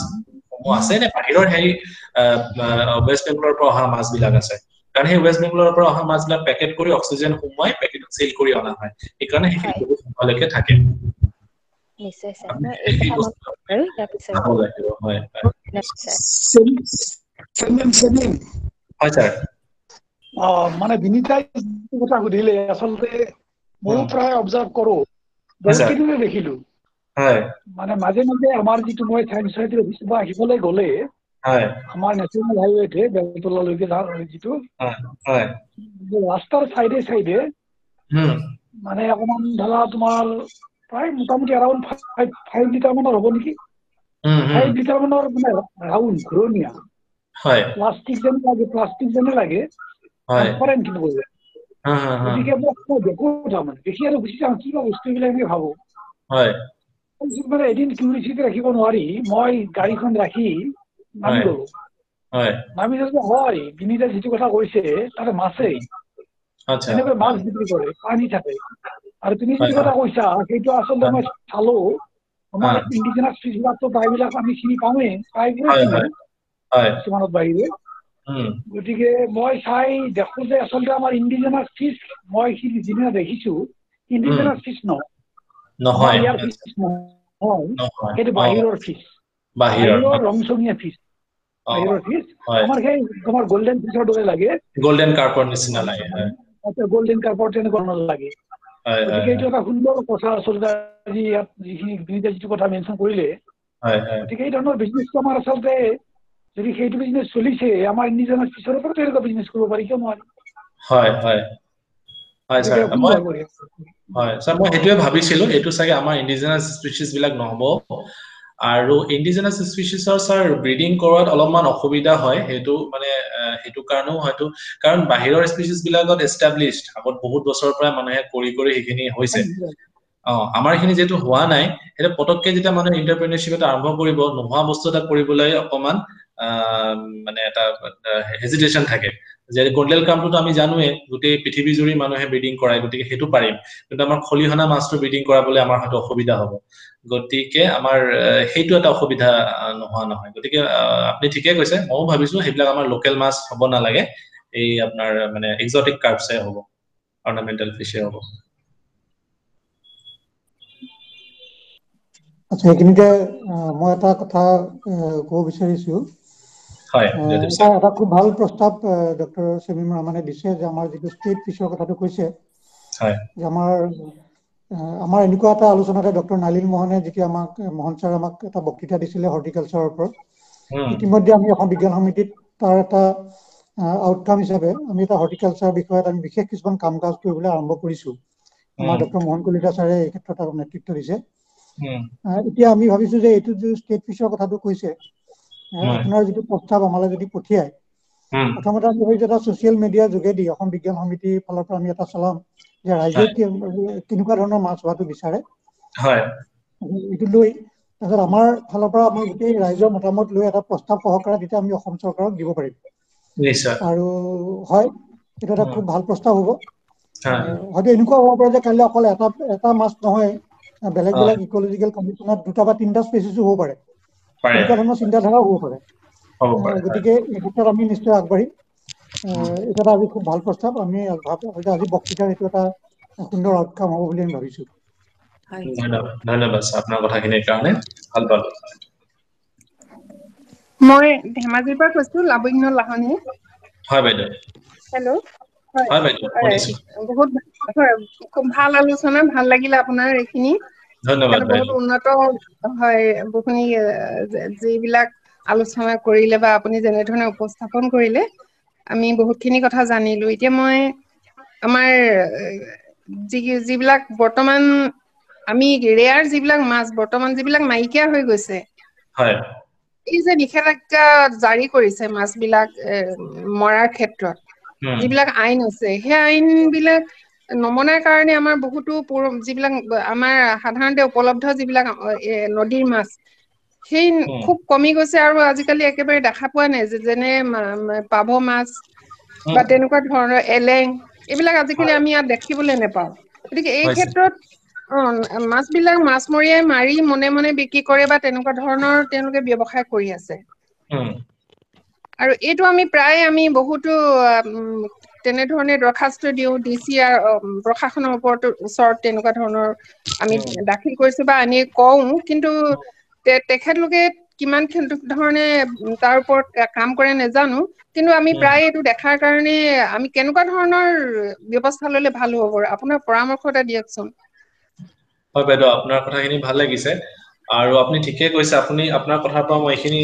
অনুমান কৰিব পাৰিছো যে আপুনি আপোনাৰ ফালৰ পৰা যিখিনি আপুনি চেষ্টা কৰাৰ পিছতো আপুনি হয়তো সিমানখিনি সঁহাৰি পোৱা নাই ইয়াত মই অতি দুখৰে আকৌ সেই একেটা কথাই কওঁ যে মাছৰ প্ৰতি আমাৰ যেটো মানে এটা কি বুলি কওঁ অন্যান্য ভাৰ্টিব্ৰেটছ এনিমেলৰ তুলনাত যেটো আমি এখন মাহিয়া দৃষ্টিৰে চোৱা বুলি কৈছো বা তেনেকুৱা আমি ইমান গুৰুত্ব আমাৰ সম্পৰ্কটো বহুত বেছি কিন্তু কনজাৰভেচনৰ কথা আহিলে আমি সেই আমাৰ সেই খোৱা বস্তুৰ বাহিৰে বাকি দিশটো আমি নাচাও এই বহুতে দুখ লগা কথা আৰু মই আকৌ বাৰে বাৰে কৈছো যে সেই মাছ আমি খাবলৈহে আমি সংৰক্ষণ কৰো আমি মাছ খাবলৈ বন্ধ কৰিব পৰা নাই কাৰণ এইটো আমাৰ অসমীয়া মানুহৰ এটা মিডল ক্লাছ পপুলেশ্যনৰ কাৰণে প্ৰাইম আৰু চিপ এনিমেল সোৰ্স হয় এতিয়া আপুনি গড় যেতিয়া কাজিৰঙাত আপোনাৰ কেৰিং কেপাসিটি বেছি হৈ যায় আপুনি আজি লৈ যাও বুলি মানসলৈ পঠিয়াই দিব নোৱাৰে কাৰণ আপোনাৰ হাজাৰবিধ ফৰ্মালিটিজ আছে কিন্তু মাছ এটা যেতিয়া আপুনি বিল এটা ট্ৰান্সফৰ্ম কৰিছে এটা প্ৰাকৃতিক জলাশয় এটা বিললৈ ট্ৰান্সফৰ্ম কৰিছে তেতিয়া তাত থকা অৰিজিনেল মাছৰ ফিছৰ কি কম্পোজিশন আমি সেইখিনি বৈজ্ঞানিকভাৱে কি চাইছোনে বা সেইখিনিৰ ওপৰত কিবা ইম্পেক্ট হৈছে নে সেইবিলাক কথা আমি নাচাওঁ গতিকে এজ এ হল মই সেইটো ক'ব বিচাৰিছো যে মাছৰ প্ৰতি আমাৰ কনজাৰভেচনৰ হেৰিটো বহুত কম যিটো এৱাৰনেছ হয়তো আমি আকৌ গঢ়ি তুলিব লাগিব আমাৰ বিজ্ঞান সমিতিও আপোনালোকৰ যিবিলাকে ইমান দিনৰ পৰা জড়িত হৈ আছে আপোনালোকে এইবিলাকত আগভাগ ল'ব লাগে বা যিটো সময়ত আমাৰ মাছ ধৰাৰ ওপৰত ৰেগুলেশ্যন আছে সম্পূৰ্ণৰূপে বাধা নাই কিন্তু কিছুমান ৰেগুলেশ্যন আছে যিটো সময়ত অসমত মাছৰ ব্ৰিডিং সিজন হয় এই এপ্ৰিলৰ মই যদি ভুল কৰা নাই এই 15 এপ্ৰিলৰ পৰা 1 জুলাই নেকি হেনেকুৱা সময়টোত যেটো আমাৰ ফিশ ধৰাৰ ওপৰত ৰেগুলেশ্যন আছে যে আমি ইমান সৰু সাইজ তাতকে সৰু সাইজৰ মেশ থকা জাল আমি ইউজ কৰিব নোৱাৰিম এই কথাবিলাক বা সেইখিনি সময়ত আমি ওয়াইল্ড ক্যাচটো ষ্টপ কৰিব পাৰো আমি যদি সেই কেইটা দিন আমি যদি ওয়াইল্ড ফিশ কনজিউম নকৰো বা আমি যদি মানুহক এইখিনি এৱৰ্ড কৰাব পাৰো যে সেইখিনি সময়ত অসমৰ মাছৰ প্ৰজননৰ সময় আৰু উত্তৰ পূৰ্বাঞ্চলত এটা প্ৰি মনসুন স্পেল হয় যেনেকে আমাৰ বাকি ভাৰতবৰ্ষৰ কেৰালা বা ওয়েষ্টত যেতিয়া মৌসুমী বতাহ আহে বৰষুণ আহে তাৰ আগতে আমাৰ নৰ্থ ইষ্টত এজাক প্ৰি মনসুন স্পেল হৈ যায় সেইটো কাৰণে আমাৰ মাছৰ প্ৰি মেচুৰিটি হয় গতিকে আপোনালোকে দেখা পাব যে অতি বাকি যেতিয়া মৌসুমী হেৰি অহাই নাই মনসুন অহাই নাই বাকি দেশত অসমৰ মাছবিলাকত আপোনাৰ পেটত কণী হৈছে দেখাই পায় গতিকে আমি সেইটো সময়ত আমি প্ৰাকৃতিক জলাশয়ৰ পৰা মাছ নধৰো বা হেনেকুৱা মাছ আমি কনজিউম নকৰো সেইকেইটা দিন আমি অকল ফিচাৰীৰ ওপৰতে ডিপেন্ড হম ওয়াইল্ড ক্যাচ নকৰো বা আমি কৰিব নিদো হেনেকুৱা ধৰণৰ যদি আমি নিজেও অলপমান সতৰ্ক হওঁ আৰু এৱাৰনেছ যদি আমি কৰাব পাৰো তেতিয়াহলে মই ভাবো যে আমাৰ সিচুৱেশনটো অকমান বেটাৰ হ'ব এই ক্ষেত্ৰত আমি লগ লাগি অকন এৱাৰনেছ প্ৰগ্ৰাম এটা কৰিব পাৰো গোটেই অসমতে হয় ধন্যবাদ ধন্যবাদ মৃদুস্মিতা হয় স্যাৰ আমি আজিৰ বক্তৃতা অনুষ্ঠানৰ শেষত উপনীত হৈছোহি আৰু মই আমাৰ নিৰ্দিষ্ট বক্তা ডক্টৰ শামীম ৰহমান ছাৰক তেওঁৰ ইমান ধুনীয়া বক্তৃতাৰ বাবে সদৌ অসম বিজ্ঞান সমিতিৰ বিষয়ববীয়া আৰু ইয়াত উপস্থিত শ্ৰোতা আৰু দৰ্শক মণ্ডলীৰ তৰফৰ পৰা ধন্যবাদ জ্ঞাপন কৰিছো আশা কৰিছো আপোনাৰ বক্তৃতাৰ পৰা বহুখিনি লাভৱান্বিত হ'ব সকলোখিনিয়ে আমি আপোনাৰ এই বক্তৃতাৰ ভিডিঅ' ইউটিউব চেনেলত নিশ্চয়কৈ আপলোড কৰিম কাইলে পৰহি মানৰ ভিতৰতে মই এই চেগতে অসম বিজ্ঞান সমিতিৰ সকলো বিষয়ববীয়াক এই লানি বক্তৃতা অনুষ্ঠান অনুষ্ঠিত কৰাৰ বাবে ধন্যবাদ জ্ঞাপন কৰিছো আৰু আমাৰ মাজত উপস্থিত থাকি আমাক সহযোগ কৰাৰ কাৰণে সকলো শ্ৰোতা আৰু দৰ্শক মণ্ডলীক মই ধন্যবাদ জ্ঞাপন কৰিছো পুনৰবাৰ আগন্তুক অনুষ্ঠানবোৰত লগ পোৱাৰ আশাৰে আজিলৈ সামৰিছো ধন্যবাদ